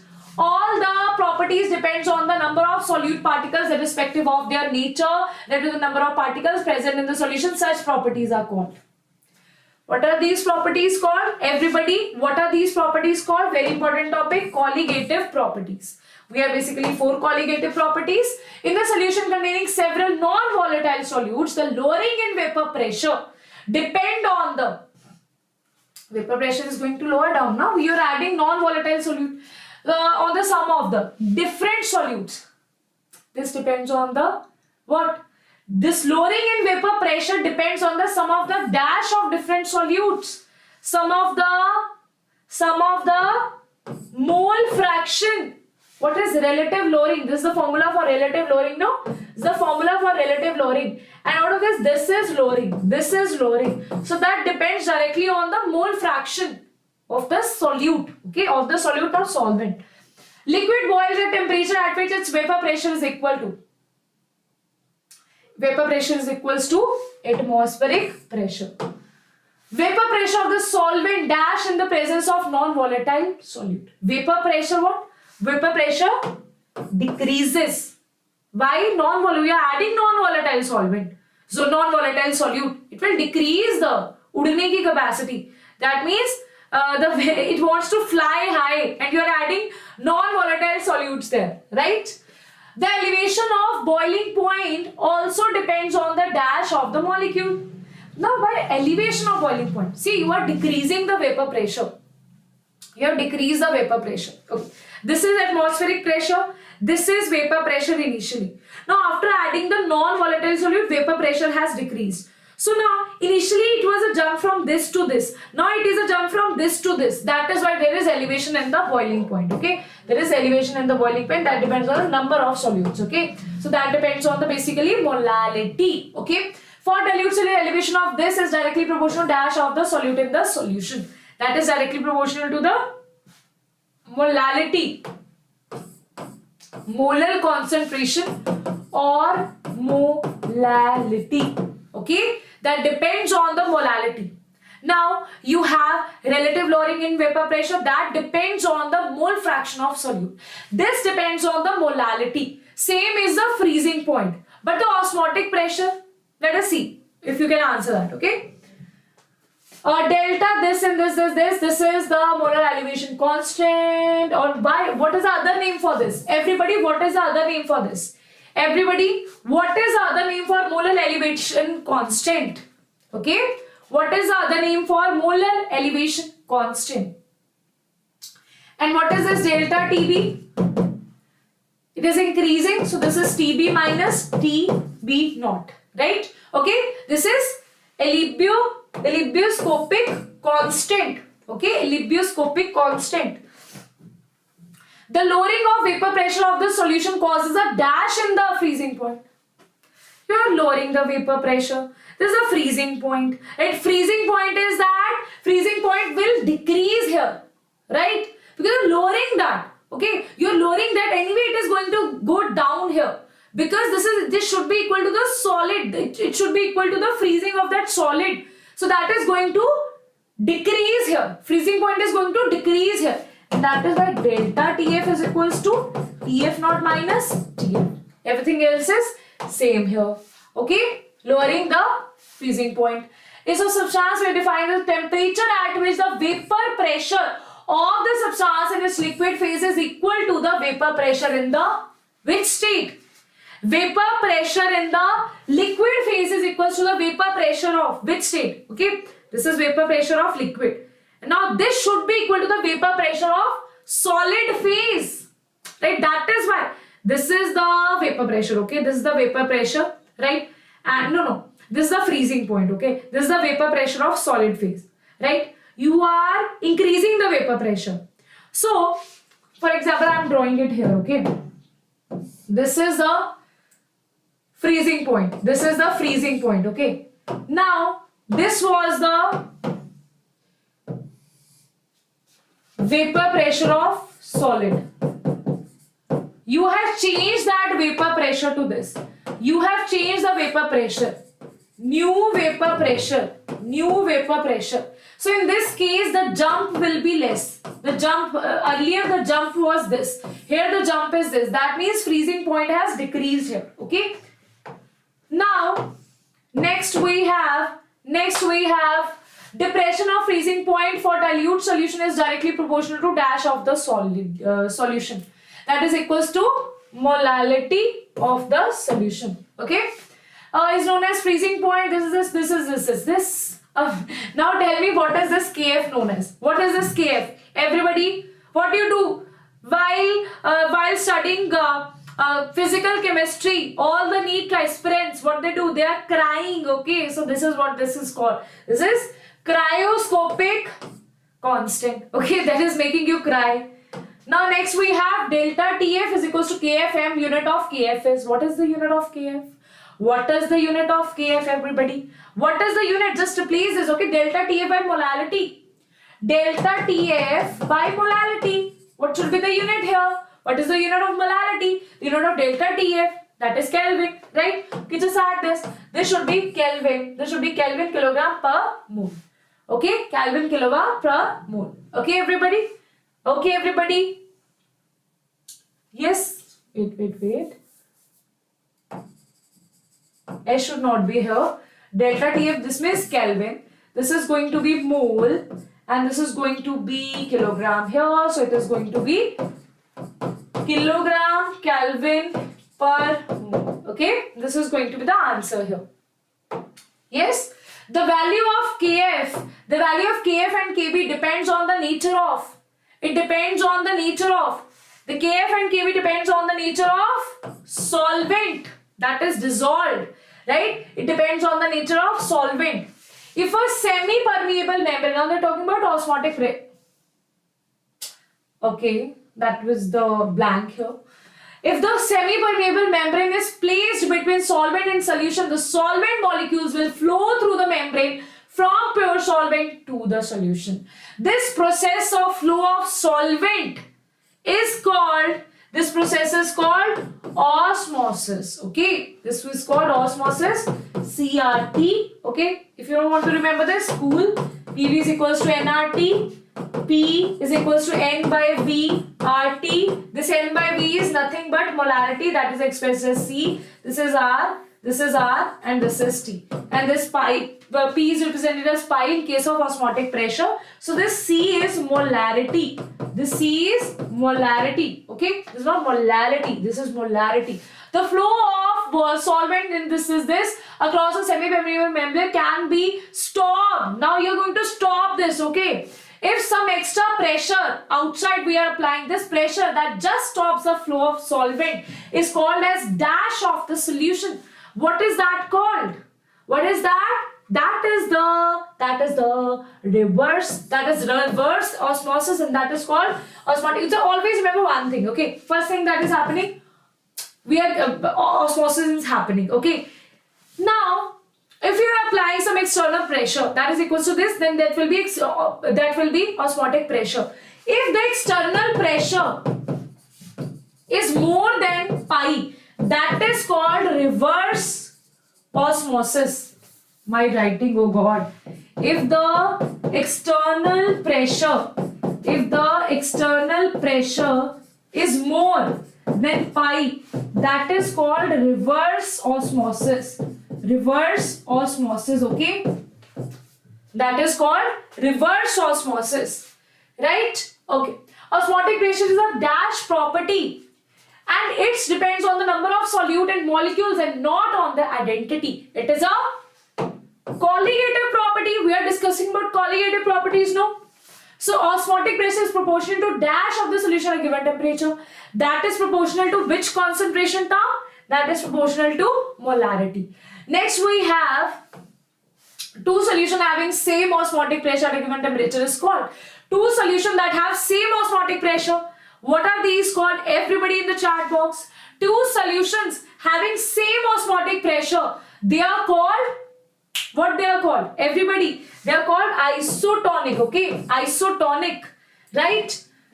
The direction of osmosis can never be reversed if the pressure large and it can be reversed if the pressure is larger than the osmotic pressure applied to this. The phenomena is called, what is this phenomena called? This phenomena is called reverse osmosis, right? Van Hoff factor is equal to, very good guys, very good, shabash, very good, perfect, yes. Everyone, very good. Right? Revising the chapter, huh? So, Van Hoff factor is equal to observed colligative property divided by calculated colligative property, right? Okay? Van Hoff factor is equal to total number of particles after dissociation. Like for example, you have Na, okay? You have Na.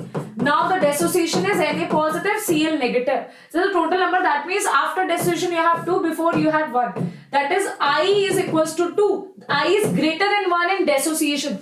If you have CH3COH, it will form a dimer, okay? It will form a dimer here. So I will be is equals to, after association, that will be 1 molecule, and before suppose we have 2, okay? We have 2, it will form a dimer here, so it will be less than 1. Okay? Yes. Yes, yes, yes, yes. So now you have this, yes, seamless, we know that.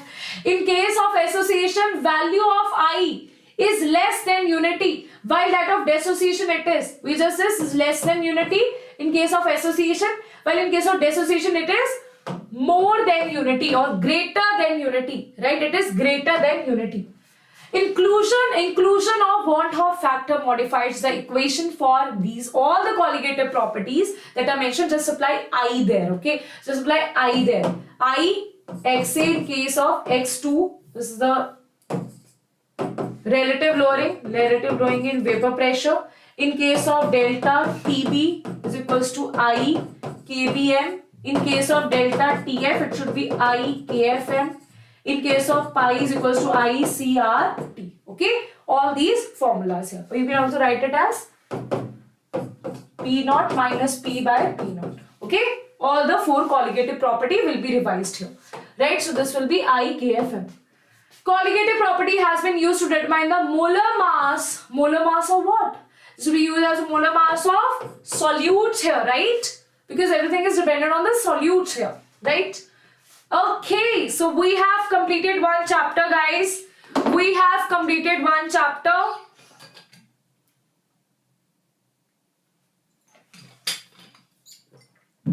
Let us see few questions from chemical kinetics as well. Okay? Okay, guys. Are you all ready? Are you all ready? Everybody? Everybody? What happened to this camera? Wait.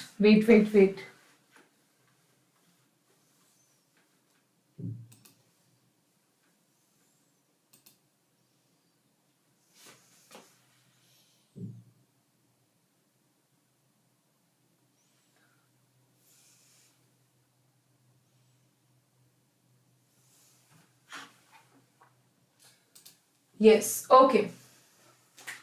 How many more? Bacha, we have just 2 more chapters and few questions from that, because those chapters are more numerical based chapters, okay? Those chapters are actually more numerical based chapters, so don't worry. It will take around maybe 30 minutes, maybe 30 to 40 minutes, not more than that, okay? Maybe 5 to 10 minutes more than that. Now, you can easily adjust. Okay, so we have chemical kinetics now. Let us start chemical kinetics. So the rate law for the reaction is determined experimentally and reflects the dash of the reaction. What is the rate law? Rate law depends. The rate law of the reaction is determined experimentally and it tells the mechanism of that reaction. Okay, it tells the mechanism of the reaction. Okay, it depends on the slowest step, right? Okay, the slowest step, if in the slowest step you have one reactant, then the rate law will depend. For example, you have something, you have a rate that is directly proportional to A and B. That means it is, and this is 1 and this is 2. That means it is a third order reaction, right? And it is dependent on both the things. So it will tell about the mechanism of the reaction. What is the slowest step? Okay. What is the, what is the slowest step? All these things. A reaction mechanism consists of series of dash steps that describe how the reaction formation into products. So there are series of steps, right? There are series of elementary steps. Okay, these are elementary steps. Okay, so after the elementary step, we will combine them, right? So if you have just one step, that is a simple reaction. The overall rate of the reaction is often determined by dash in the mechanism. The overall rate of reaction is determined by the dash step in the mechanism. We all know that is determined by the slowest step defines the rate. Always, right? Slowest step. The dash state theory describes a transition state as a fleeting structure that occurs at the maximum energy point along the pathway. For example, you have this energy. This will be the transition state. This will be the transition state. Okay, why it will have the maximum energy, minimum stability. Maximum energy, minimum stability, which model? The transition state theory describes this. Okay, transition state theory describes this. Okay, guys. Okay, guys. Yes, bacha, this is also for boards because the chapters are same, right? The Arrhenius equation relates to the rate constant to the dash to the activation energy. What is this Arrhenius equation? What is how it relates to dash and dash of the activation energy? It relates K to the temperature and activation energy. K is related to the temperature and activation energy. Okay? Okay? Okay, guys. Yes. Yes. Yes. The catalyst increases the rate of reaction by providing dash pathway with the lower activation energy. So if you have a reaction, it is supposed to, this is without catalyst, And now with catalyst, this will have a reaction like this. It will provide a path with a lower energy. Okay, lower energy pathways. Alternate pathway with lower activation energy. The dash order of the reaction refer to dash of the concentration terms in the rate law equation. So the order of the reaction refer to the dash of the concentration. The order of the reaction, everybody, the order of the reaction refers to the dash of the concentration terms in the rate law equation. In the rate law equation, everybody, the order of the reaction refer to the dash of the concentration. It refers to the exponents, the order of the reaction. Okay, so for example, K is equals to R is equals to K A X plus this B this. X plus Y is order of reaction. The integrated rate law for first order reaction can be represented as this. Okay, this is for the first law. Yes, where A is the concentration and T is the time. A naught is the very simple initial concentration. Okay, guys. Yes, bacha, we will definitely share the PDF. Don't worry. Okay. Next, we have for a second order reaction, the half-life is. For a second order reaction, the half-life is directly, inversely, or does not depend on the initial concentration, everybody. Very important question. For zero order reaction, it is directly. For first order reaction, it does not depends. For second order reaction, it is inversely proportional. Okay, it is inversely proportional. The rate constant of the reaction is typically expressed in the units such as dash per second or liter per mole per second. Liter per moles. In terms such as dash per second, such as molarity per second. Okay, or we can say liter per second. Liter. This is you can say these two things. Okay, these are one and the two things. Okay, one and the same things. So this is molarity, that is basically mole per second, right? Or you can also write the full definition of molarity. Full definition of molarity, right? That is number of moles by volume, and this will be per liter. The mole per liter per second. Okay, this is what they are saying. Very simple. So now the dash. Now this is also. The dash energy is the minimum energy required for the reaction to occur and is represented by difference in the energy between reactant and transition state. Okay, so you have this one. Okay, so now they are saying activation energy they are talking about is the minimum energy required for the reaction to occur is represented the difference in the energy between reactant and transition state. The transition state, for example, let's take an example. For example,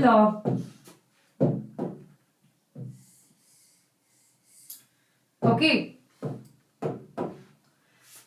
So, for example, this is the transition state. Okay. So, this will be the energy here, or you can directly write it down like this. Okay. You can directly also write it down like this also.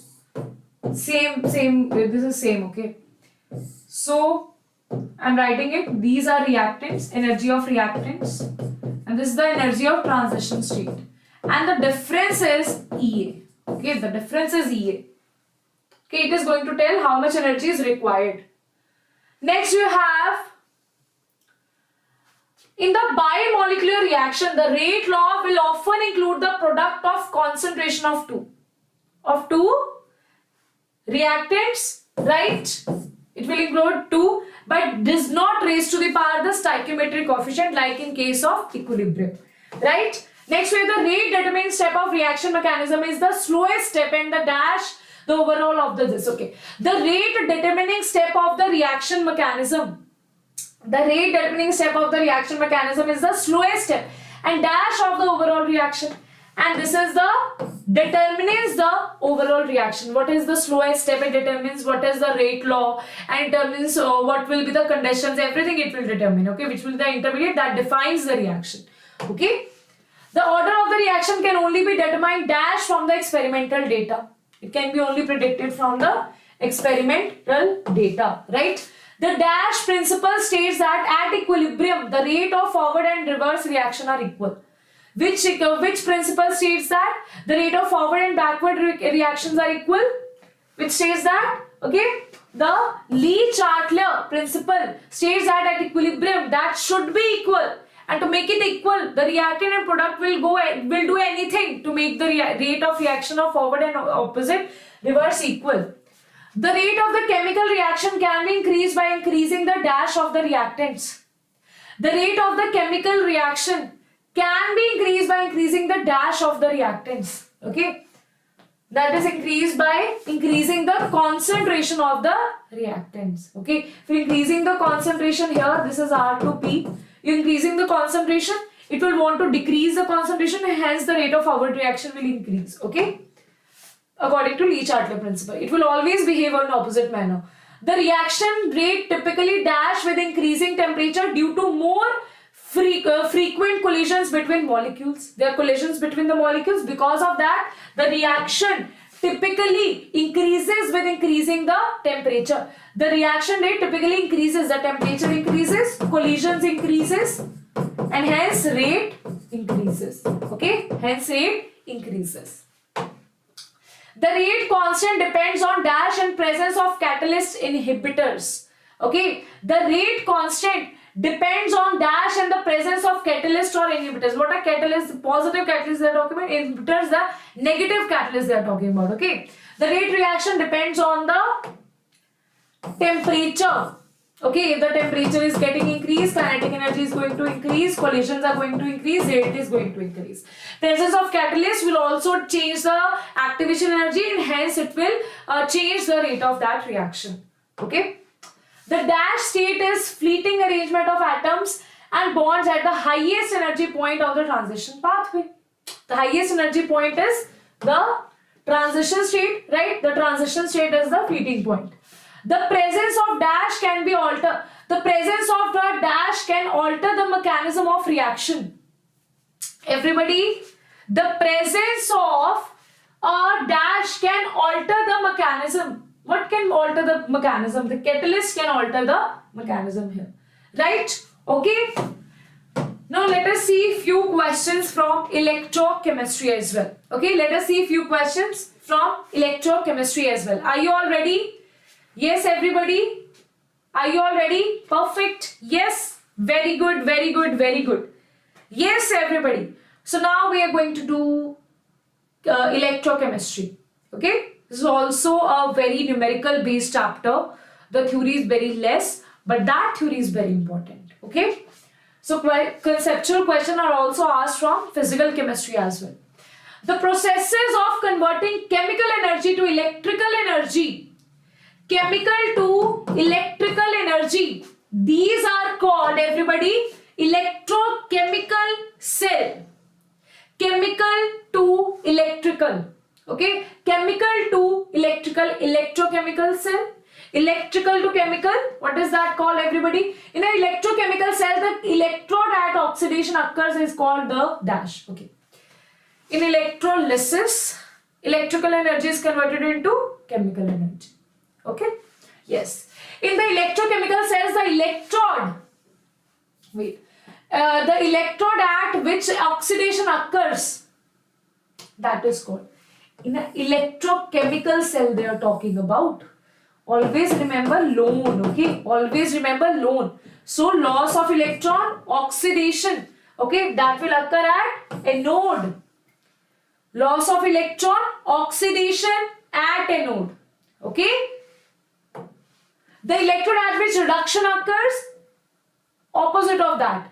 If oxidation, anode, cathode is the reduction, right? The potential difference between two electrodes in the electrochemical cell is called. The potential difference is called. What is that potential difference? That is called cell potential of the cell. Okay. The potential difference between two electrodes is called the cell potential of the cell. Okay. Yes. The SI unit of cell potential is, it will be same, right?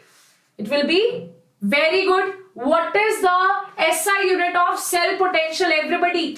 What is the SI unit of cell potential, everybody in the chat box? What is the cell potential, what is the units of cell potential? Volts, right? Simple.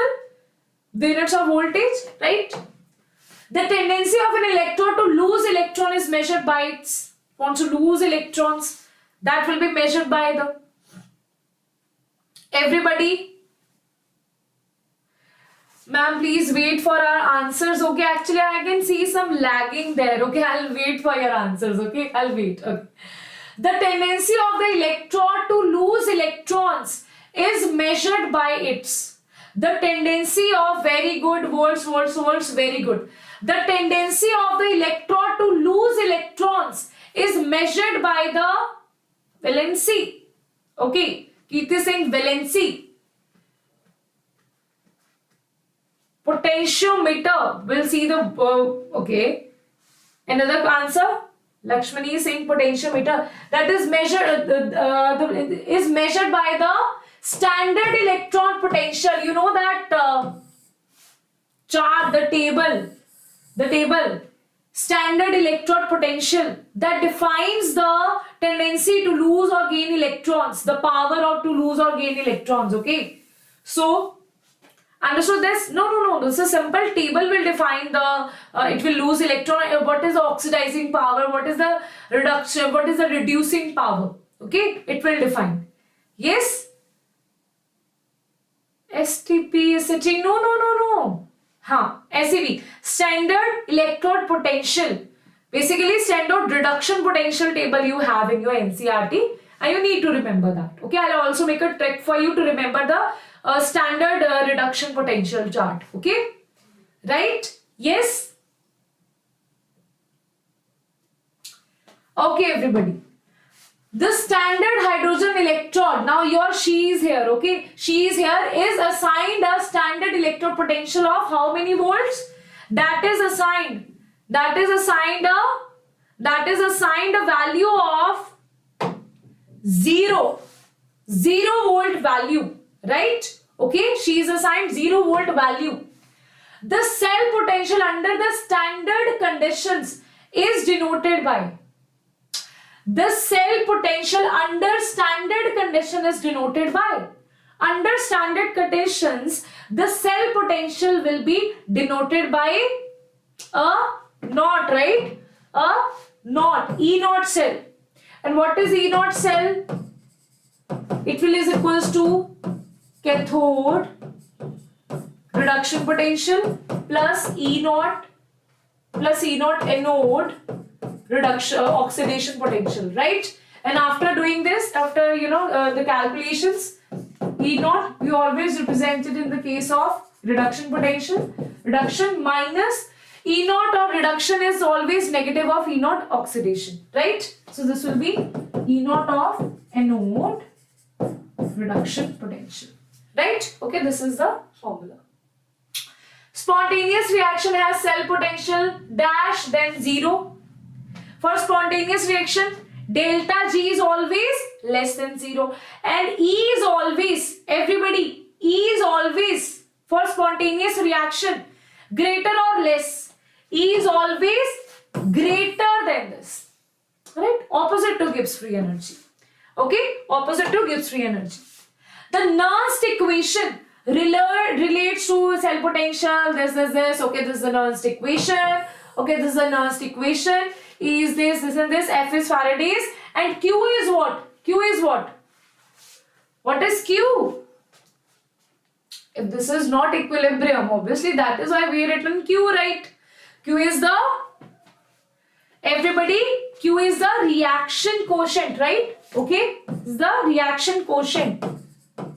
Reaction quotient. Okay, reaction quotient. Okay, guys? Yes. Electrolysis is a process of using electrical energy to derive a dash reaction. To derive a what reaction? To derive a chemical reaction. Okay, very good. To derive a chemical reaction. Very good. Very good.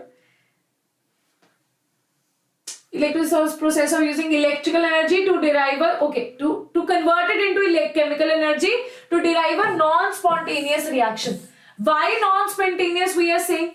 Why non-spontaneous? Because in this case we have to give the energy. We are giving the electrical energy to make that reaction happen. Okay, that is why it is a non-spontaneous process, right? Okay.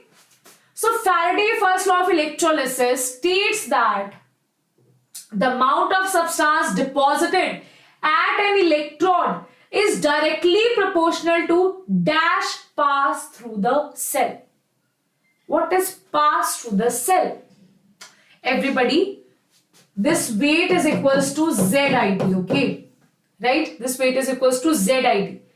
This is electrochemical equivalence, right? So, this is the Faraday's first law, okay? So now, this is proportional to the current passed. Yes, this is proportional to the current or charge, you can say. Charge and current, same thing, okay? The same thing.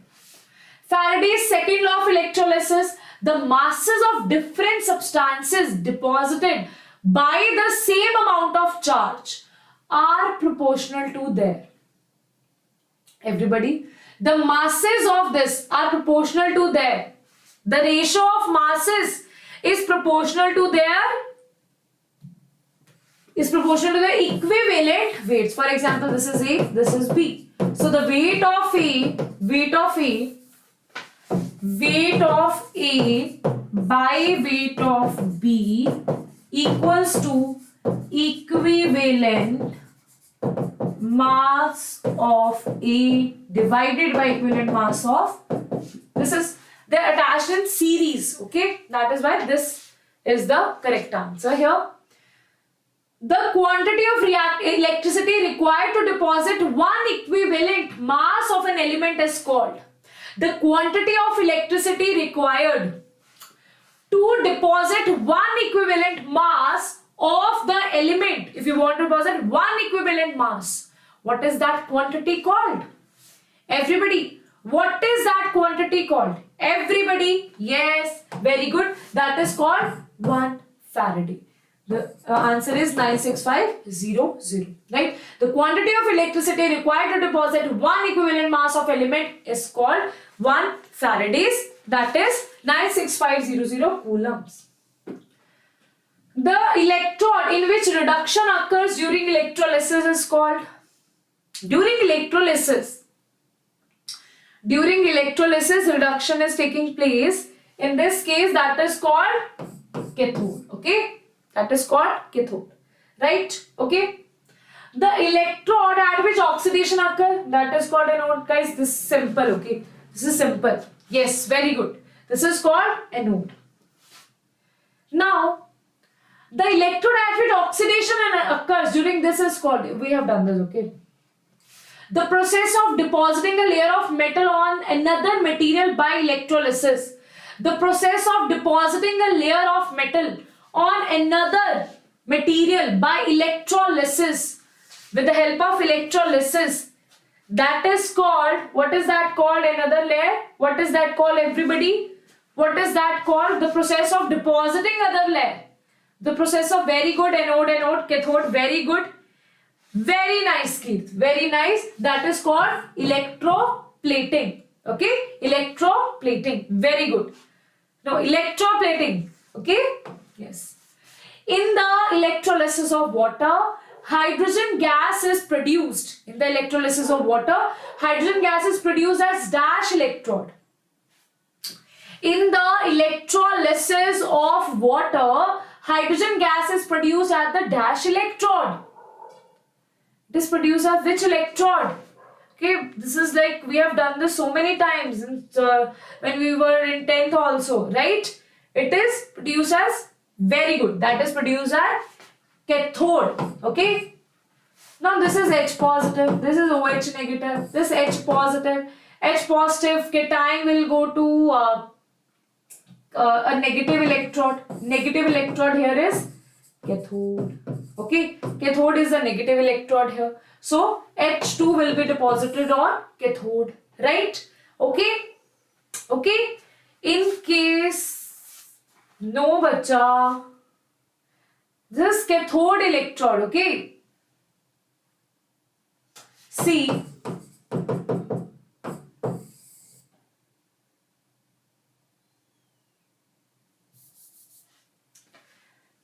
just one thing, okay? In case of electrolysis, there's just one difference between electrolysis and electrochemical cell, okay? In this case, electrolysis, cathode is negative. Cathode is negative here, okay? And here anode is positive. But in case of electrochemical cell, cathode is positive and anode is negative. Okay, that is why in electrochemical cell we write LOAN. We write LOAN. That is loss of electron, oxidation, anode, negative electrode. Okay, that is the difference. That is the main difference, okay? I think maybe because of this confusion, some of the students wrote anode instead of cathode, okay? Yes. Okay? This is the main difference here. Perfect? Okay. In the electrolysis of water, oxygen gas is produced as dash electrode. In the electrolysis of water, oxygen gas is produced opposite, right? It will be produced at anode because there will be O2 negative ions that will want to go with positive. Positive is anode, right? Okay? At anode. Good? Perfect? Yes? Last question, let us see who answers this. Electron is electron loving, electron deficient. Beta, where are you? You're bringing organic here, huh? The product formed during the electrolysis of molten NaCl is dash, gas at the anode, and molten dash at the cathode. Okay? So this is NaCl. So first you answer this. Dash at cathode, dash at anode. Batao. The product formed during the electrolysis of molten NaCl. Molten NaCl, what will the product at cathode and anode? Okay, everybody? So you have NaCl dash gas, chlorine gas at anode, and you have sodium metal at cathode. Let us see how. Okay, let us see how. So you have Na positive, Cl negative. This Na is dissociated like this. Now this Na positive is going to gain electrons. Okay, it get converted into Na. And this Cl negative is going to lose electrons. And it is going to get converted into Cl2. That means here we will have 2 Cl negatives. And here we will have 2 this, 2 this, 2 this, 2 Na, 2 electrons here, 2 electrons will be lost here, right? And there will be 2 Na, right? Okay? So this is the chemical reaction that is going to occur. This will be gaining, that means reduction. This is loss of, that is oxidation. So now, as you all know, oxidation, that means this Na positive, it will go towards which? This is positive, this will go towards negative. It will go towards negative. Negative is cathode. Okay? Yes. And this is Cl, negative will go towards a positive electron, that is anode. Just remember this thing, okay? This is the confusing part for students. That with electrolysis, right? In electrolysis, when you are giving the electrical energy to chemical energy, here chemical energy to electrical energy. The difference is this. For electrolysis, electrical to chemical, cathode is negative, anode is positive. In this case, things are opposite. That's it. Okay, guys? Yes? Okay, perfect. So guys, we have completed the NCERT line by line of these 3 chapters as well. Don't worry.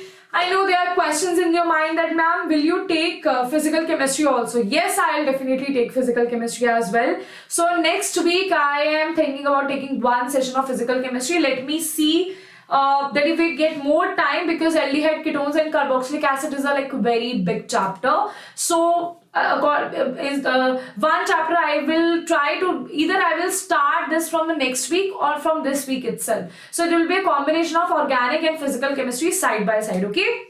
Understood?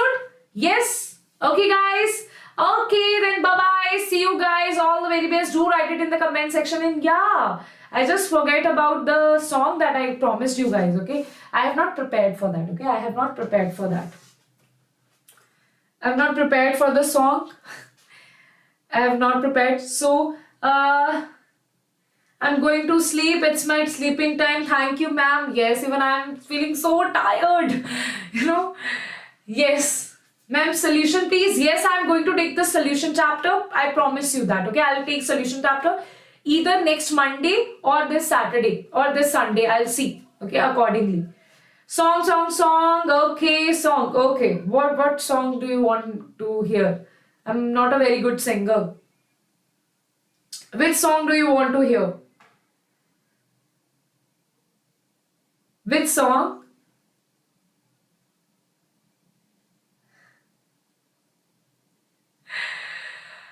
So you won't be able to understand my Hindi songs. I am not very much like into English songs. So you won't be able to understand that. Okay. Yes. Is there any song suggestion that I'll sing? Because right now I can't think of any song. I will be teaching for like 5 hours. Totally exhausted right now. So I'm not able to think about any song right now. Yes, I'll sing. Yes. Do you think Jaya thinks I'm a very professional singer and I'll, with the help of Surya and Les and everything? No, I can't do that. हाँ मोए मोए सुना देती हूँ. I'll teach you मोए मोए. Okay. बारी बरसी खटन गया सी खट के लिए अंधे खोए मोए मोए. Okay. This is my song for you. So I'm a Punjabi, so I'll sing that for you. Okay, electrochemistry, any chapter. Okay, surely, see, I'll take that chapter. Don't worry, we are going to complete physical, organic and inorganic chemistry, everything here. That's my promise to you. Okay, don't worry about that. Yes, chal. Okay, then bye-bye. Take care. See you all tomorrow. We will see you on Tuesday. I'll see you on Tuesday for organic chemistry chapters. We need to, the frequency of the session will be increased so that we are able to complete the syllabus with full efficiency and in detail with PYQs, everything included in that. Okay. Yes. Okay, then bye-bye. Take care. See you all. Good night.